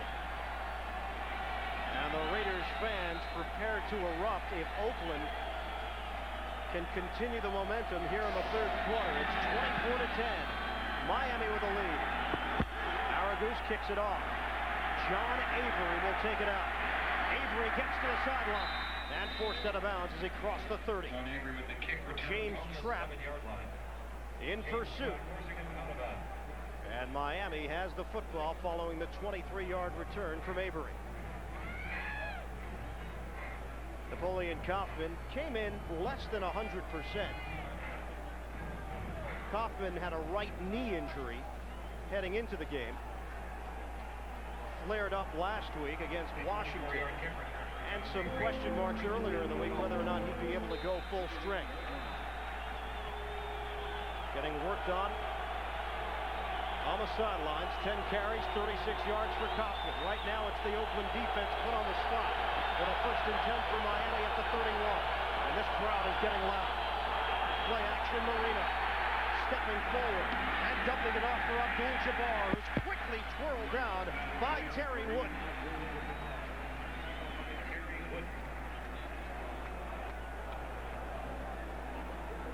Terry Wooden in his first year, free agent signee, formerly of Seattle and Kansas City. First year with Oakland.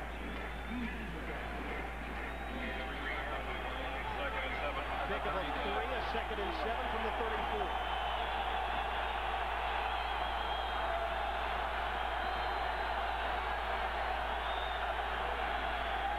On the give, Abdul-Jabbar trying to hit the hole. He does. Abdul-Jabbar. Kareem Abdul-Jabbar is finally dragged down at the 25-yard line. Charles Woodson again brought down Abdul-Jabbar after a long run. He ripped off a 40-yarder. And Kareem Abdul-Jabbar doesn't get a lot of headlines, but he's steady. This guy's a real professional. He studies defenses, studies a lot of film work, and here he hits the ball right off his right tackle, James Brown. They get a good push, but they're getting that seam, that off-tackle push, where he can get behind the first line of defense, pass them, and take the ball down the sidelines, and that's a lot of hard running. Those are great yards to pick up from Kareem Abdul-Jabbar. Spot the football at the 26 on a 1st and 10. John Avery. Little stutter step move. Avery getting to the 25. Gain of a yard, maybe a yard and a half. Now an NFL Today report. We go to New York and Jim Nance. All right, Ian, check it out. Going in for the lead here. Denver hands off to Terrell Davis, and he fumbles at the 1. He had touched the football 476 times in a row without fumbling before that play, and now Kansas City has just scored on the touchdown pass, but to take the lead again. Let's go back to you. So the Denver Broncos trying to remain undefeated. Kansas City, what a win that would be for them in a season that has been pretty much lost. Stanley Friction coming out of the backfield to make the catch. Marquise Walker spilling him out. He'll be given credit for the tackle. But 3rd down coming up. 3rd and 8. And the way that the defense is playing at this point in the game, they need to stop the Dolphins right here. Really showing this defense, they've got to start to attack Danny Marino. It's tough to get to Danny Marino on the blitz because he'll find a way to throw the ball away, but they've got to disrupt his timing and come up with a big play. 3rd and 8.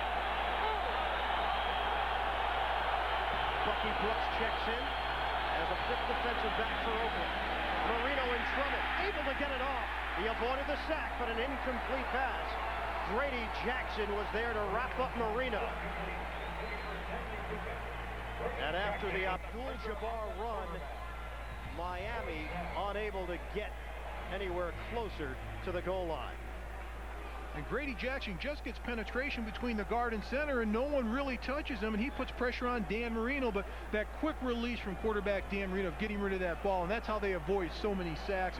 When you get penetration on that line, you can't let a defender split you up front. Someone's got to face up those defensive linemen by an offensive lineman. Mare, 43-yard attempt. The flag comes down. No good. We'll see what the marker means. Marino hoping it's against Oakland. It's not. The Raiders will turn it down. Tripping on the kicking team, number 93. Penalties decline. Kick is no good. First down. So the Raiders defense does hold. And the score remains the same. 24-10. Miami in front. 6:50 to play in the third. To play in the third quarter. Oakland, though, may have the momentum. Let's see what they do offensively with this possession. Harvey Williams in the game as a running back. Hollis unloads deep. Madison went for the interception. It's ruled incomplete. He trapped it. Jimmy Johnson wanted the call. Quarterback Donald Hollis got tattooed on that play right at the end of the play by a blitz out of the secondary. When it's a bang-bang play at the end, the quarterback just tries to get rid of the ball. He needs to step up in the pocket and avoid the rush. But good defensive play by Sam Madison of keeping his eye on the ball and cutting off the receiver, James Jett, from the football. But once again, Miami applying that pressure on Hollis. 2nd and 10. Hollis stepping forward. Throwing across to the middle, and it's Tim Brown. First down, Oakland. Words exchanged following the play.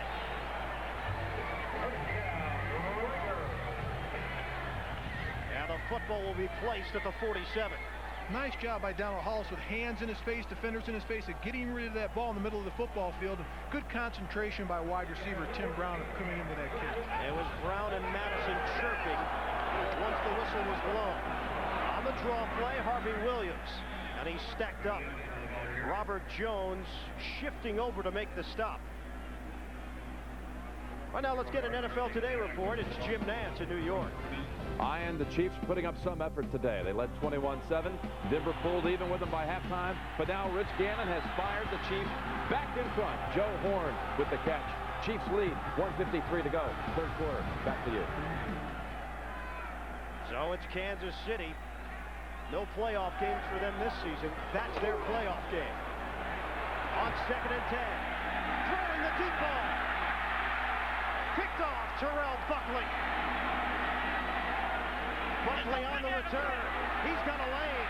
Buckley runs into a brick wall at midfield in the person of Lincoln Kennedy. But Hollis is intercepted once again. And the momentum we were discussing comes to a halt. And the situation in this play is they get a blitz up front for the Miami Dolphins. The offensive line does an outstanding job of protecting the quarterback. Donald Hollis throws the ball deep. They're not on the same page, the wide receiver and quarterback, but Terrell Buckley, following the ball, comes down with the interception, and right there just gets engulfed by big Lincoln Kennedy and slammed to the ground. Terrell Buckley, his 7th interception. Madison has 7 INTs, the best 1-2 punch at cornerback this season in the NFL as far as kickoffs are concerned. 1st and 10 from the 50. And Kareem Abdul-Jabbar is met by Lance Johnstone in the backfield, and a loss on the play. Lance Johnstone doing a great job of penetrating and getting in the backfield, creating a new line of scrimmage, and coming off the edge and forcing Kareem Abdul-Jabbar to take that ball in the middle, and the team in the defense, when there's no one there, Johnstone comes up with a big flag. Gruden calls Johnstone Flintstone, and Johnstone in return calls Gruden Barney Rubble. I think the blonde hair had something to do with it. 2nd and 13. Marino on a bootleg. throwing over the head of Oronde Gadsden. Gadsden was open. Marino couldn't get it to him. 3rd and long coming up for the Dolphins. And that's a changeup for this offense. And offensive coordinator Kippy Brown's added is the bootleg for Dan Marino. You don't expect him to roll out of the pocket, but he does a good job of setting it up, of faking the ball to his running back and rolling out of the pocket, throwing the ball downfield. If he gets another step on that play, that's a completion. He just didn't get a chance because he was forced out of the pocket and forced to throw that ball by the rush of Darrell Russell. And Kippy Brown replaced longtime offensive coordinator Gary Stevens, who's currently the quarterbacks coach for the Oakland Raiders. Play clock winding down. They get the snap off. Marino steps up on a 3rd and 13. Makes the connection to McDuffie. But he is short of a first down as he crossed the 45. Greg Beekert was there to make sure that McDuffie did not get to the marker. It's a nice job by Willie Shaw's defense of giving Dan Marino an opportunity to throw the ball, but underneath, short of the first down. And this is what a defense wants to give you on 3rd and long. They'll give you anything in front of them, and they'll let you catch it, but they'll stop you short of the first down. And that's a solid job by the defense of stopping O.J. McDuffie short of the first down. So the Dolphins will punt. Klaus Wilmsmeyer. And it's Tim Brown waiting for Oakland. Punt angles off towards the sideline and takes a Miami roll inside the 10 and all the way down to the 7. Miami with a 24-10 lead. Late stages of the 3rd. The NFL on CBS is sponsored by the NASDAQ Amex Market Group, the market of markets, and by the Remington Microscreen 3 Shaver.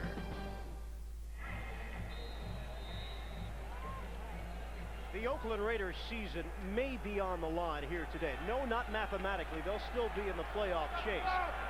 But a loss here would make it 3 in a row. On the run.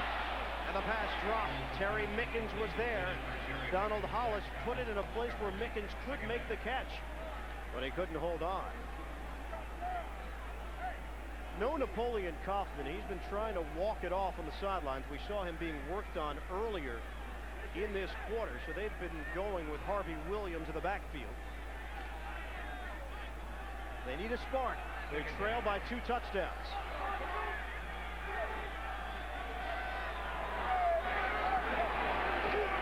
Hollis straight back. Little dump off for Richard.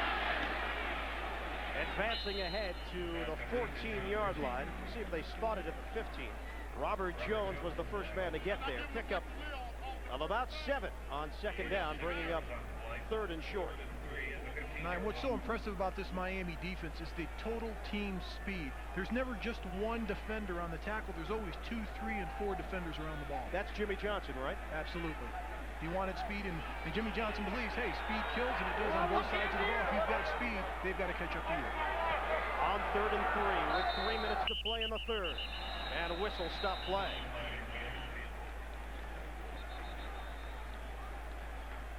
A flag before Hollis could even drop back.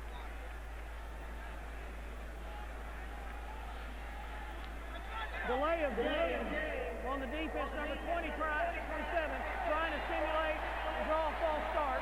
5-yard penalty, first down. That will keep the Oakland drive alive. The mistake made by Terrell Buckley. And that's just a situation that costs your football team a little bit of showboat and a little bit of talking on the field and trying to draw the offense off sides. And that's not a smart play by the defense, and that just keeps this drive alive. Hollis. He is swallowed. Miami felt that he lost the football. They'll have to tear off the pile to see. Jason Taylor laying out the hit.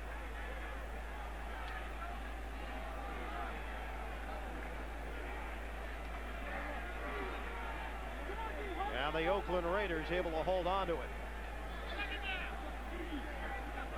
Jimmy Johnson wants the ball. But the way this defense feeds, just like a frenzy when they go after the quarterback, and I talked about the speed of the defense, and Jason Taylor's the first one there, but he gets help on the outside by Kenny Mixon, and they just go right after the quarterback. At the end of the play, Tim Bowen's throwing a shoulder in there, but Donald Hollis, it's almost like a jailbreak. As soon as he sets, he should throw the ball, but he doesn't get a chance because he feels the heat of the rush of Jason Taylor. He has just gotten pummeled here today. On 2nd and 12, Hollis trying to run. There's just nothing there for him. Robert Jones chasing him down. This has been one long day for Donald Hollis. 4 interceptions, 2 have come back for scores. 7 sacks for the Miami defense. Man, oh man. And this is one of those days you don't want to put in your scrapbook. You want to just forget about this day when it's over for Donald Hollis. And he needs help from the players around him. He's just not getting it. Now a 3rd and 13. Raiders providing the protection for a moment. Now Hollis going on the run. He's got Jet. Flag down on the play. Jet was able to give Oakland first down yardage. But the marker now standing in the way for the Raiders.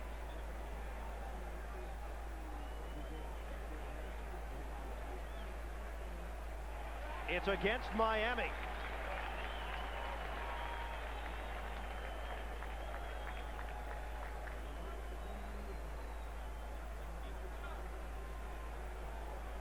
Illegal contact on the defense. That penalty's declined. First down. Miami does have an injury following the play, and it's Jason Taylor, their talented defensive end. Taylor plays at 260 pounds, 6'6". And there have been some questions about his size over the long haul, a 16-game schedule. Not only that, Ian, and that was 260 pounds at the beginning of the season. And when we talked to him a couple weeks ago when we had him, I looked at you and I said, there's no way he's 260. He's like 245 at most. And that's the wear and tear of an NFL season on a young player, one, and on a player that's really just not built to carry 260, 70 pounds. Most guys go the other way, though. Well, you know, offensive you might be 310 yeah. and you claim to be 300. And a lot of offensive linemen in the NFL, you see it's 299. Yeah, right. That's a biscuit away from 305. And then guys that are like 315, they're really 330, 340. And guys are just humongous these days. Some guys over 360. Well, like you now. I mean, you claim to be 245. We know better. Yeah, I'm about 280 after the meal we had the other night. Good golly. Taylor seems to be okay. They'll walk him off.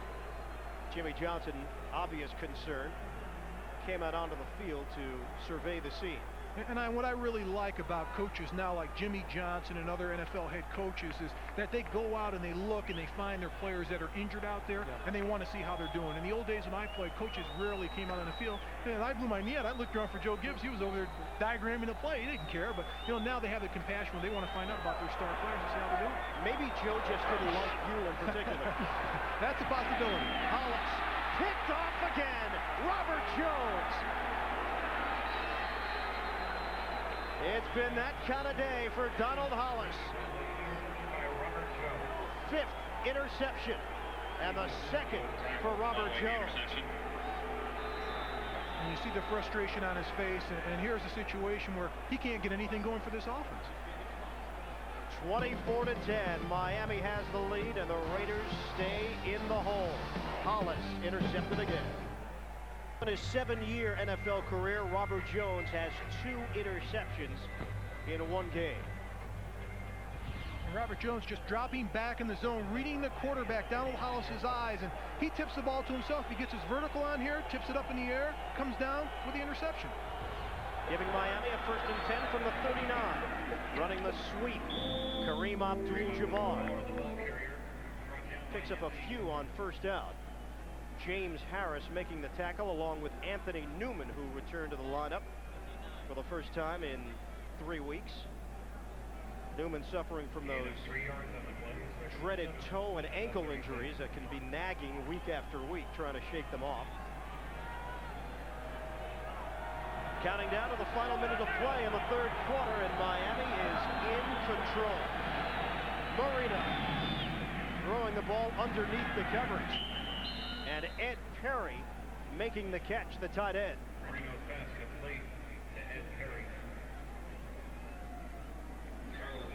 Russell, Maryland, after the play, is very slow to get up.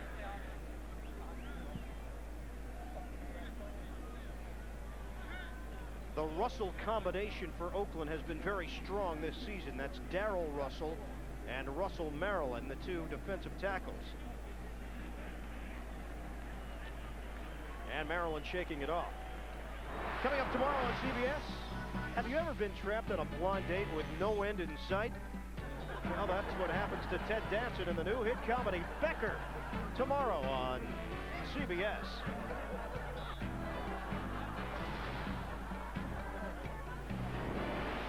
Ed Perry's catch enough for a first down for Miami. As the clock is stopped with 48 seconds to play in the third, Maryland goes to the sideline for at least a play. As Marino comes to the line of scrimmage, Maryland replaced by Grady Jackson. On 1st and 10 from the 29. Abdul-Jabbar inching closer to the 100-yard mark today as Lewis Riddick, a strong safety, making the tackle. And Maryland will return for Oakland on 2nd down. And they need Russell Maryland in the lineup. He's had a very solid year, and all three of those tackles in the middle, and that's the start of their defense. Those two defensive tackles in the middle with Beekert in there, that's the key to their run defense, those three guys in the middle. And then you go to the cornerbacks on the outside, and that's where the focus of the defense begins. And that is the end of the third quarter. Miami 24, Oakland 10. We'll come back to the Bay Area after this message and a word from your local action now from Oakland. It's 24-10. The Dolphins have the lead. Miami looking to improve to 9-4 on the season. Raiders interaction at 7-5. Ian Eagle along with Mark May. The Raiders have had chances. They've come up empty though. Miami potentially looking for the knockout punch. Marino, quick toss across the middle to Ed Perry. That's not a three-step drop. That's one step and got it. And that's a sign of a true veteran of Dan Marino, reading that blitz in front of him and getting rid of that ball, and just the concentration of Dan Marino. He sees Richard Harvey right in front of him, right in his face, but he's able to get that ball off, and not only get it off, complete it for some positive yards. Miami now facing a 3rd and 4. A long 4 from the 23.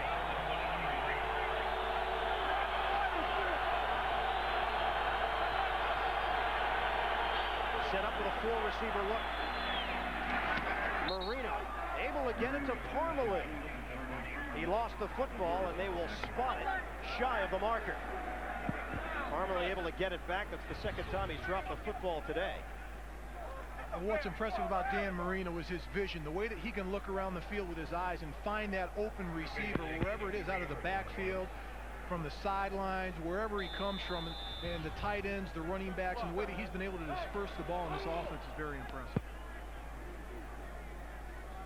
It's 4th and short. And Miami's going to go for it. First they'll do a measurement to see just how short it is.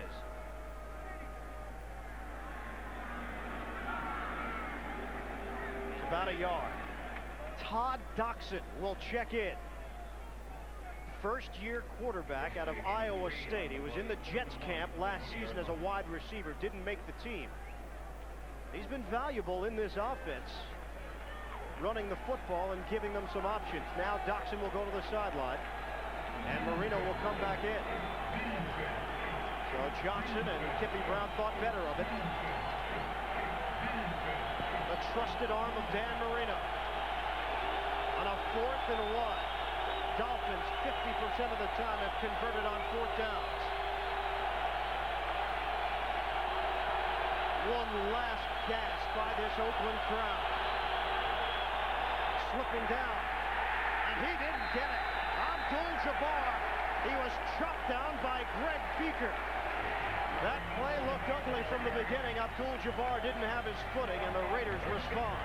and it's tough to go laterally in short yardage. You want to go straight ahead, and Abdul-Jabbar has to take this ball to the outside, and as soon as he goes laterally, he doesn't have a chance for the first down because Greg Beaker comes flying in to make the play. And just that play alone saves the Oakland Raiders. They're still in this game with a big play by the defense of holding the Miami Dolphins. Miami turns it over on downs. And the Oakland Raiders trailing 24-10. They have the football. A 1st and 10 from their own 22. Brown to the motion man. Hollis, 5 interceptions on the day. Able to get it to the flat. Harvey Williams creating a bit. After the catch, Calvin Jackson missed an opportunity to bring him down as Buckley chased him out of bounds.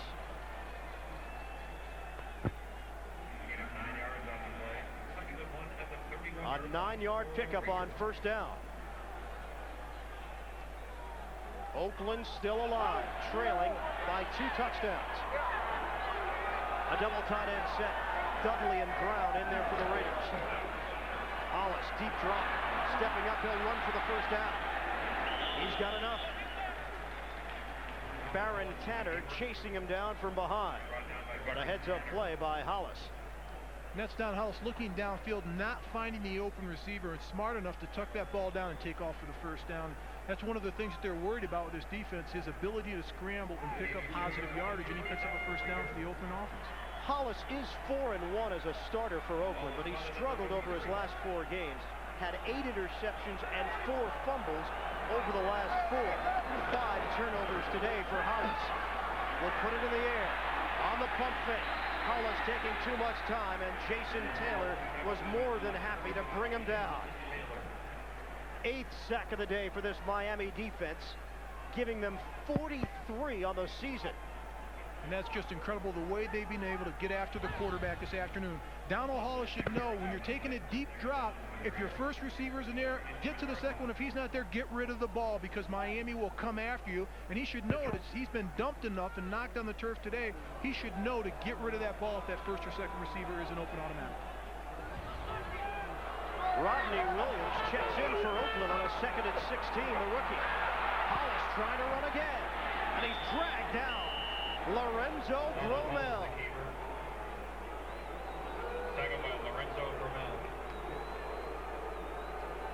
This Miami defense sensing that the Oakland Raiders, with a chance to get back into it, are having none of it on this drive.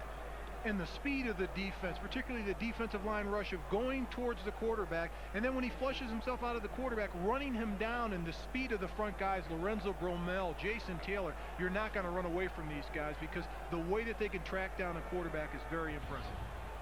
Jimmy Johnson comparing Bromell to a man he once coached in Dallas, Leon Lett.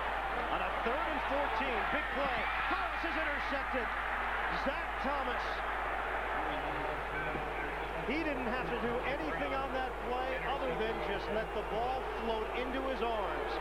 6th pick of the day for Donald Hollis, and the 2nd for Zach.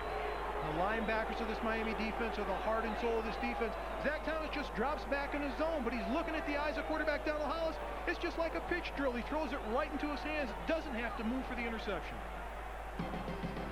So the Miami defense rises to the occasion again. They've got the lead. For this Miami defense, that ties a team record. 2 for Thomas, 2 for Jones, and then the interception machine, Sam Madison and Terrell Buckley, each have 1, giving them 7 apiece for the season. And Oakland, it looks like, will make a change at quarterback on their next possession. Marino on a cross, able to get it to Gadsden. Wade Wilson, 39 years old, has 1 completion all season. It just happened to be for a touchdown against San Diego of 60-plus yards to James Jett, giving Oakland a victory, 7-6. And Wilson getting himself ready, and Hollis being put out of his misery. 6 picks. Rough day for Donald Hollis. After the 3-yard pass play, 2nd and 7. Abdul-Jabbar. Hello, Darrell Russell.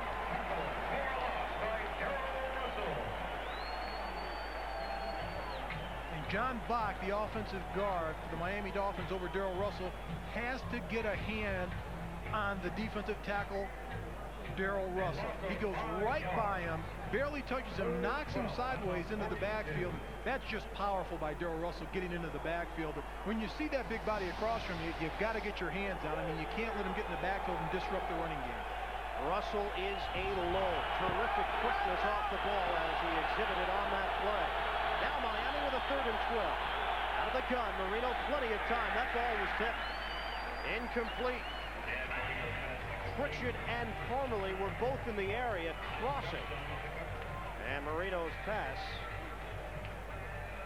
falling down to the ground. So Miami, despite coming up with another interception, unable to move the football. Dan Marino gets good protection up front, and all it takes is a finger to disrupt that pass, and that's what happened with the defense of getting their arms up when Dan Marino cocks his arm back, ready to throw that ball downfield. Wilmsmeyer. Tim Brown forced to go towards the sideline. That is a great punt by Klaus Wilmsmeyer.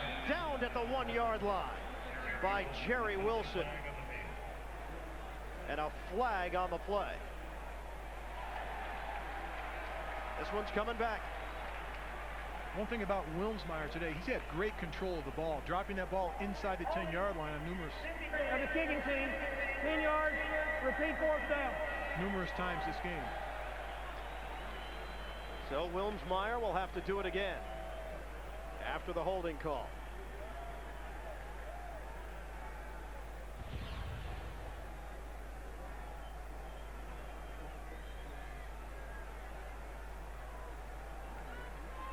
It's just a takedown. I mean, I know that's not taught by Mike Westhoff, the special teams coach of the Miami Dolphins. And you have to face up a guy, get in front of him, and block him in the correct way, the way that you're taught, and the way that you're coached. But that's not being taught by the protection team of the Miami Dolphins. Larry Izzo back in there after suffering a knee injury earlier today. Short punt, Tim Brown from the 20. Shake and bake. Gets him to the 28-yard line after the 32-yard punt. The Oakland Raiders are still in it. And now they'll rely upon the veteran, Wade Wilson. Back in Oakland, 24-10, Miami with the lead. For those of you expecting to see 60 minutes, you are watching the NFL on CBS. Ian Eagle along with Mark May. 60 minutes will be seen in its entirety immediately following this game, except on the West Coast and the Mountain Time Zone. Miraculously, Oakland is still alive. Wade Wilson comes in for the ineffective Donald Hollis. Wilson's first pass is incomplete. As mentioned earlier, 39-year-old Wade Wilson, playing for his 5th NFL team, told us earlier in the season he'd like to coach after this year. This is his final year in the NFL. He did come into the game against San Diego, and he led the Raiders to a victory with 1 completion. It happened to be a bomb to James Jett, and it gave Oakland a win when they needed it. Does he have any magic left in that right arm of his? His team trailing by 14. Incomplete. Dudley, the intended man. And Patrick Surtain, the rookie out of Southern Miss, 2nd-round pick, in on the coverage. And a lot of times when a quarterback comes into a game in a situation like that, his timing's way off. He's not used to the speed of the game and the intensity of the game, and it takes a series or two to get him used to that.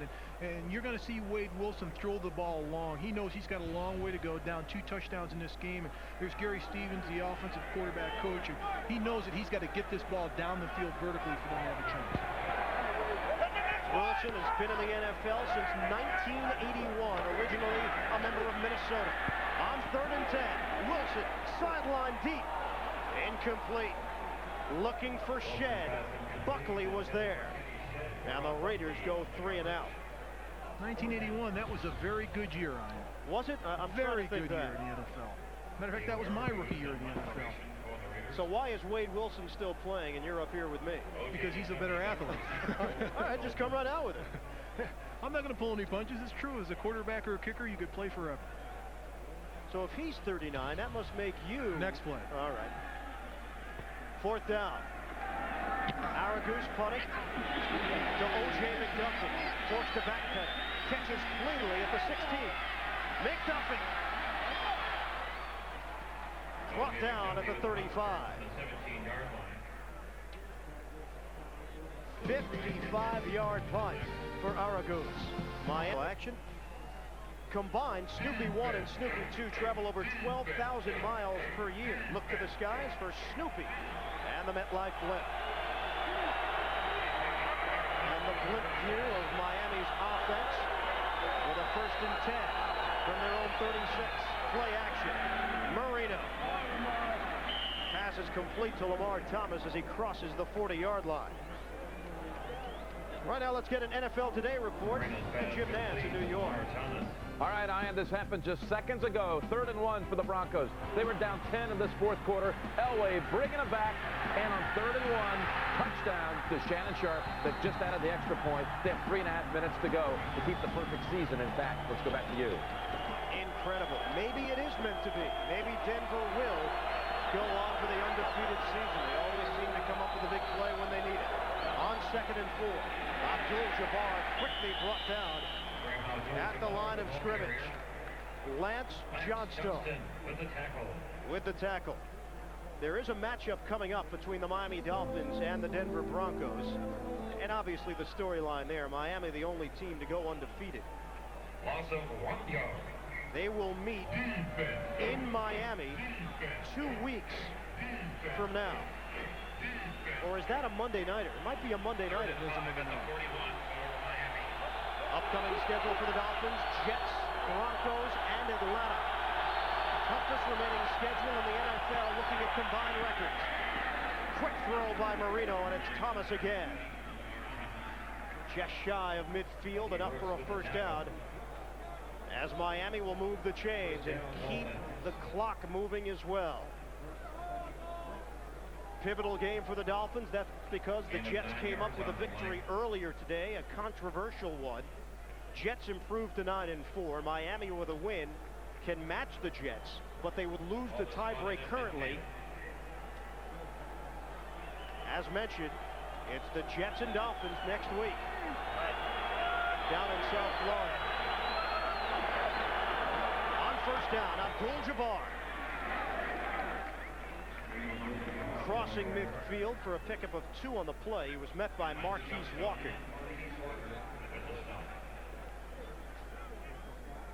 Don't forget, 60 Minutes will be coming up immediately following our coverage of the Dolphins and Raiders here on CBS, except on the West Coast.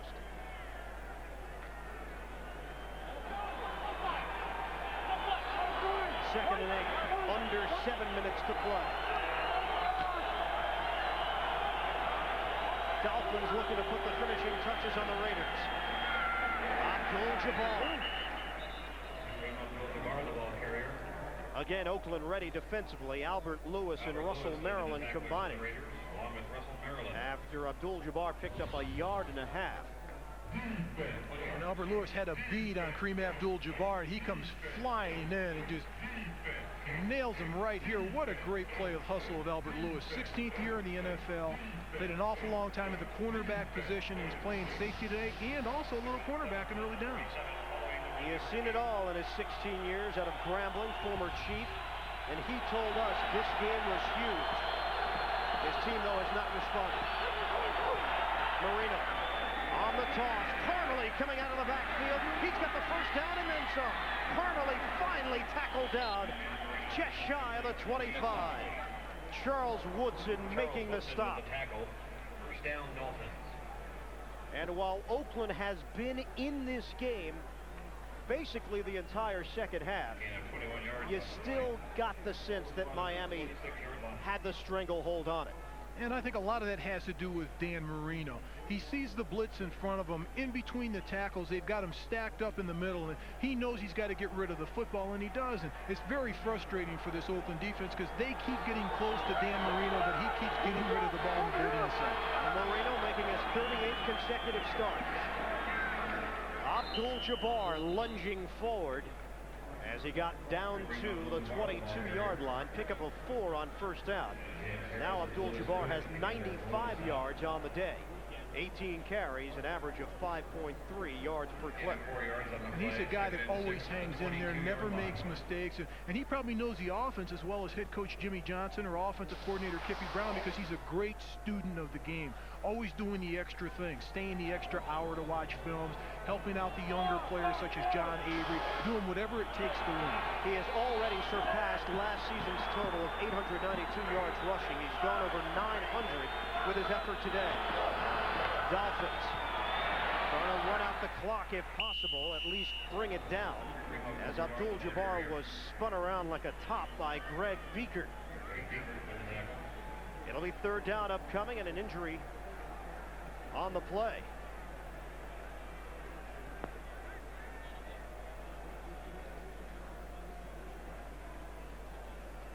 The workhorse, Abdul-Jabbar. On his back, 19 carries, 94 yards for Abdul-Jabbar. They are working on that left leg. And they can ill afford to lose Kareem Abdul-Jabbar, and he's an integral part of this offense and very important. And he slams the ball in the middle of the line, and there's a lot of bodies in there, and he's spinning around. And a lot of times when you spin, that's when you get your leg caught underneath you, and Greg Beaker just lands on his leg while it's twisted in there. And hopefully he's healthy enough to come out of this, and he's walking off the field. 4:16 mark of the fourth will break away, 24-10. Dolphins. Area, Miami 24, Oakland 10. Great view of the city of Oakland. They love their Raiders. They have not loved what they've seen here this afternoon. Play whistle dead as flags fly down on a 3rd and 8 for Miami. Ball start, 60 of the offense, 5 yards, still third down. John Bach filling in at left guard for the injured Mark Dixon. What about the offensive line so far today? Kareem Abdul-Jabbar getting taped on the sidelines. It was a concern heading into the game. All of the injuries, how have they fared in your eyes? I think they've done a very good job today. They've kept Dan Marino clean. He's taken a few shots out there today, but hasn't given up the sack, and they've been able to run the ball, and they had to, particularly on this drive. They've held the ball for over 5 minutes, and when you want to really put it to a team at the end of the game, you've got to hold the ball, and they've done it in this drive. 3rd and 13 at the gun. Marino, short toss to Stanley Pritchett, and well short of a first down. Bucky Brooks making the stop on Pritchett. And 4th and long coming up for Miami.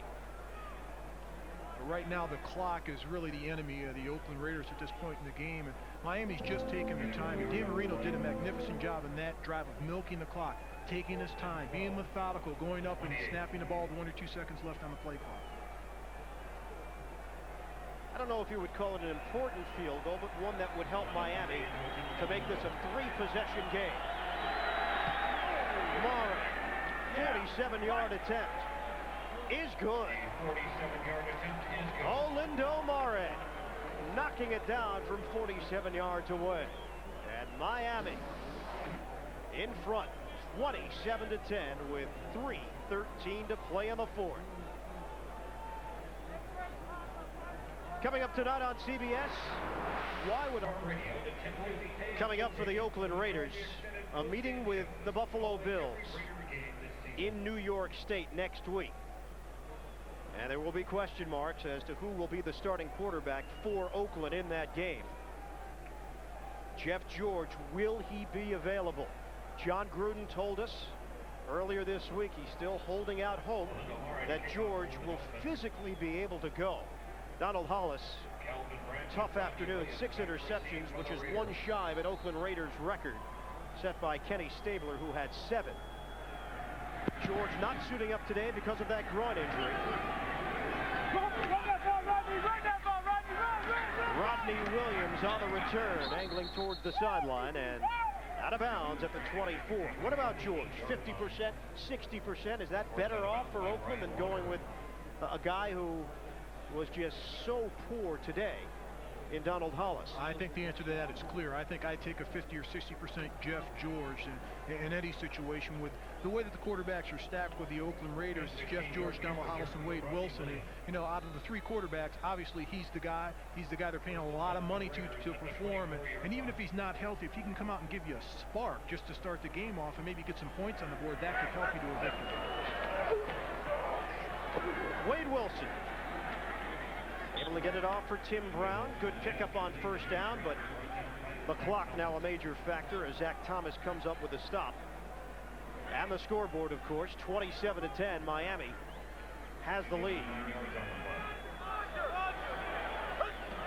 Wilson, quick snap. Finds Harvey Williams, who is brought down very quickly by Jerry Wilson. And the clock is stopped with 2:33 left in the fourth.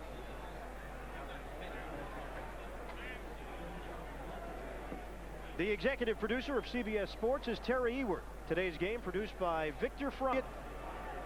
World traveling Sellers Shy. And our group today down the truck's done an outstanding job, giving us the shots we need and the information we need to get this game rolling.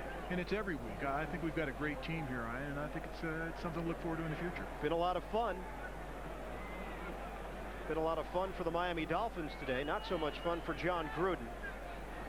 Jimmy doesn't look really happy over there on the sidelines, but I'll tell you what, his two linebackers, they're happy after their play this afternoon. Should mention at some point the special guest that Jimmy Johnson had today on the 3rd and inches call for Oakland. Wade Wilson on the quarterback keeper. Now, if you're going to give me a thought on what kind of dog Jimmy Johnson would have, would you go with the Yorkshire Terrier? I think a Doberman Pinscher or a Pit Bull or something, but and Buttercup. What's Buttercup about? How about Killer, Fang, Killer, Fang? Maybe Blitz. Blitz would be a good one. We've hit the 2-minute warning. Miami has control of this one, 27-10. 17-point lead for the Miami Dolphins on the Oakland Raiders with an even 2 minutes to play in the fourth quarter. Big crowd on hand here today at Network Associates Coliseum. Dan Marino, it all started against the Raiders. It'll be another victory for him to improve to 5-4 all-time against the Raiders. Don't forget, 60 minutes coming up after our coverage, except on the West Coast. You'll get it at your regularly scheduled time. Wade Wilson back to throw. The fullback John Ritchie forced out of bounds into Miami territory at the 41. Let's get an update. NFL Today report. Jim Nance in New York. Gentlemen, 13 down, 3 to go for the perfect regular season. This was 4th and 10 for the Chiefs. Gannon sacked by Alfred Williams. Denver comes back from 10 down in the fourth quarter, and Miami will host them in 2 weeks. Back to you. It's funny, Jim. In baseball, if you have a no-hitter going, perfect game, you usually don't talk about it. Denver, to a man, is more than happy to talk about the perfect season and how badly they want it. Wade Wilson airing it out. Wide open, James Jett. And out of bounds. Inside the 10-yard line. Well, that's the connection that gave Oakland a victory earlier this season against San Diego. Wilson to Jett on the ball. James Jett just runs down the sideline. Sam Madison stops because he thinks he has deep help, and he lays off, but Brock Marion gets there way too late, and James Jett should have a touchdown if he stays in bounds. But, you know, here's the situation. You're looking at Wade Wilson. Hasn't been sacked since he's been in there, Ryan. He's been able to move the ball effectively. He could possibly be a starter next week if Jeff George isn't healthy. Might be an option. First and goal inside the 10. Wilson out of the pocket. Wilson on the sprint. Out of bounds at the 5. Jason Taylor coming out to the sideline and making some contact. No flag. It'll be second and goal from the 5 coming up with 1:40 left in the fourth. It's one thing about Wade Wilson. He's got fresh legs. He's only been in there for 7 snaps until this game, and he's definitely healthy. But when we talked to him before, Ryan said he wants to be a coach. He wanted to get into a West Coast offense so he could pick up some of the nuances of a West Coast offense from John Gruden because he wants to get back in the NFL as a coach. Been a full-time backup since 1994, having played with Minnesota, Atlanta, New Orleans, and Dallas over the course of his career. There's the toss to Ritchie, trying to drag the defender Surtain. And Ritchie brought down at the 2. Timeout. First team timeout, 30-second timeout. Raiders call it and stop the clock with 1:31 to play. So the Miami Dolphins will improve to 9-4, and they will keep pace with the New York Jets in the AFC East. For Oakland, a much different scenario. Raiders will drop to 7-6 and move a step back in the standings. With Buffalo and New England winning today, Raiders are going to have to turn it around very quickly. This will be 3 consecutive losses, first 3-game losing streak of the season. In fact, prior to last week, they had lost 2 in a row, trying to make the playoffs for the first time since 1993. Raiders on a 3rd and goal from the 2.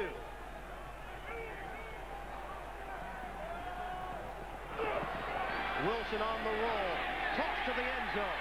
Tim Brown, 2nd touchdown of the day.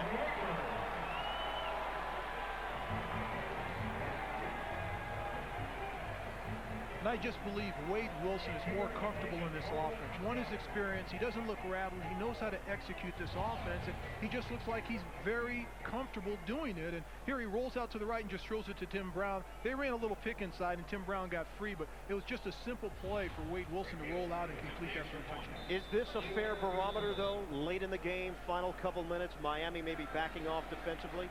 Have you seen enough in your own mind to make Wade Wilson the starter next week? I've seen enough of Donald Hollis that I know I'd rather have Wade Wilson as a starter. And even though Miami's backed off, here's a situation where he moved the team down the field, he avoided the sacks, and he completed passes, and he got them on the scoreboard. Oakland cuts into the Miami lead, but with only 1:27 left. Dolphins with a 2-possession advantage. Next Sunday, the playoff shakeout continues. Regional games here on CBS. Many of you will see John Elway and the Super Bowl champion Broncos roll into the Meadowlands to take on the Giants.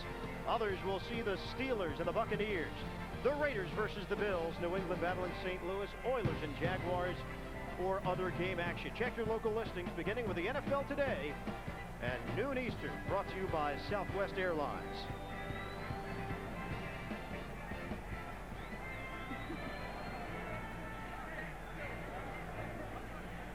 Another disappointing effort from the Oakland Raiders. They've now dropped 4 of their last 5 if this score holds up. And they will fall to 2-10 in December since they moved back to Oakland from Los Angeles in 1995. Pat Barnes is another option, quarterback out of California, but doesn't have the experience, and you'd think Wade Wilson would get the nod over Barnes, who was put on the active roster earlier this week. Just experience alone. And you're in a playoff hunt, you've got to go with the guy with the experience. Onside kick, the ball knocked around. Takes a Miami roll. And the Dolphins able to come up with the football. It was a good kick, but the ball popped into the hands of Terrell Buckley. This ball gets knocked around quite a bit, and here's a situation where you've got your good hands team in there. All the little guys that have good hands are out there on the field. You don't see any linemen out there. You see defensive backs, wide receivers, couple linebackers, and you want these guys to put their hands on the ball, and there it gets kicked.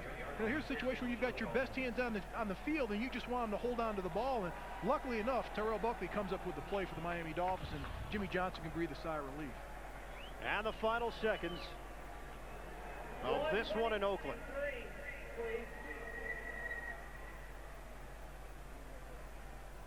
Jimmy Johnson's team 9-4 and still very much alive for a shot at the AFC East title.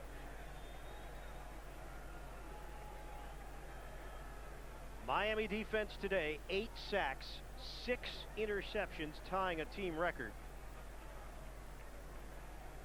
And limiting Oakland to 5 of 15 on third down conversions, 33%.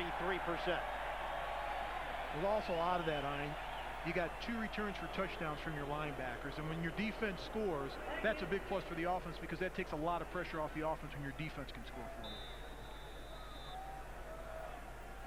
Final minute 23. Meanwhile, for the Raiders, back in 1995, they started the season 8-2.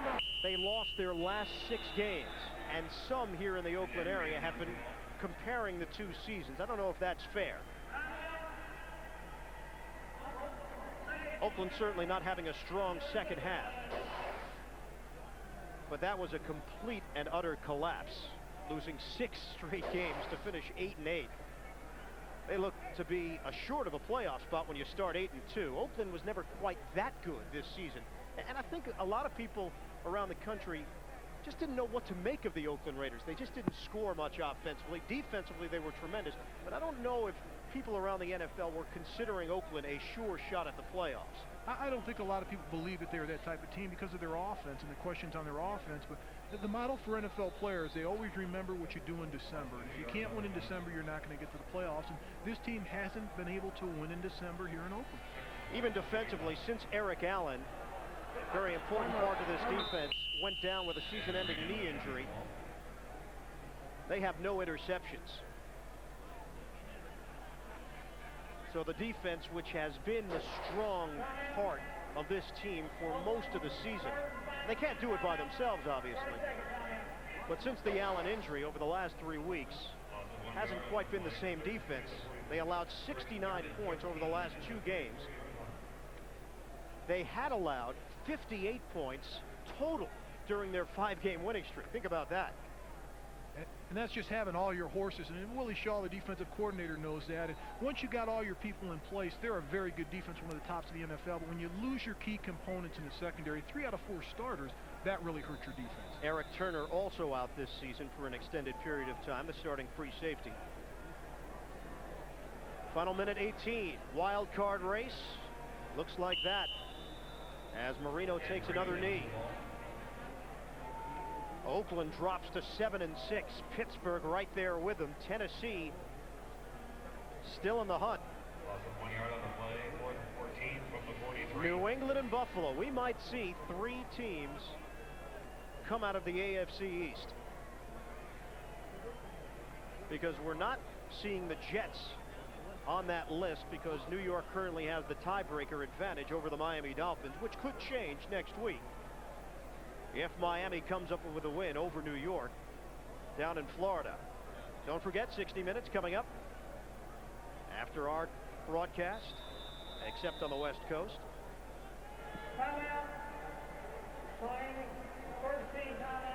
Miami takes a timeout,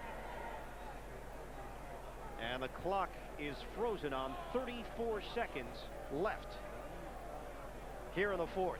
Now, what's interesting about this game is last week after their victory, the first thing Jimmy Johnson said to the home fans is, let's get ready for the New York Jets and let's get rocking and let's get fired up for them, and didn't even mention the Oakland Raiders. Maybe he knew something everyone else didn't know about this team, and he knew how to attack this team with his defense, and his defense was the key to this game.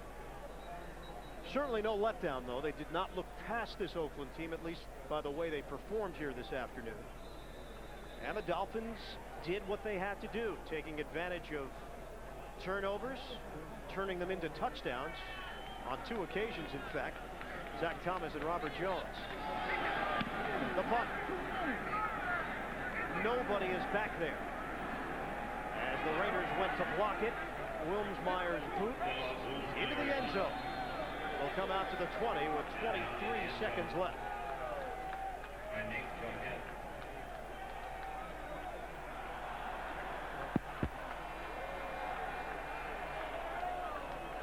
27-17. Miami will improve to 9-4 on the season. 4 victories in their last 5 games. And the remaining schedule of the Jets at home, Denver at home, and they'll wrap up the campaign in Atlanta. Final weekend of the NFL regular season. They had won just once in Oakland in franchise history. You can make it twice. And that once was last year, back in November. 34-16. They were 1-7 in regular season games in Oakland, entering action today. Wade Wilson throwing the ball underneath to Harvey Williams. Groin injury from Napoleon Kaufman, and we just basically didn't see him in the second half of action. It was mostly Harvey Williams. And the biggest difference between both of these teams is how they handled their injury. Miami's been decimated with injuries over the last month, and they've actually gotten more production out of their offense. With the Raiders, they lose a quarterback, they lose a left tackle. Now Napoleon Kaufman's not 100% healthy. They just couldn't get it going offensively today. And the past couple of weeks, they just couldn't get it going offensively. Wilson tripped up, able to get up, and float the ball out of bounds. It'll be 3rd and 5 coming up. Just 12 seconds remain on the clock. And a lot to think about if you're the Oakland Raiders.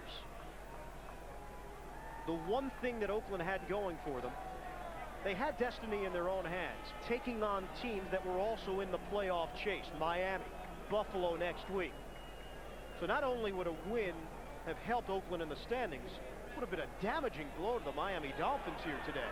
And a win today by Oakland, if they were able to win, it's almost like winning 2 games because it kills you in the tiebreaker. And in the last couple of weeks, this team just has to perform better if they're going to get to that next step in the NFL and that's get to the playoffs. On the draw play for Harvey Williams. And time has run out. A crucial victory for the Miami Dolphins. They keep pace with the New York Jets in the AFC East. Our final, Miami 27, Oakland 17. So for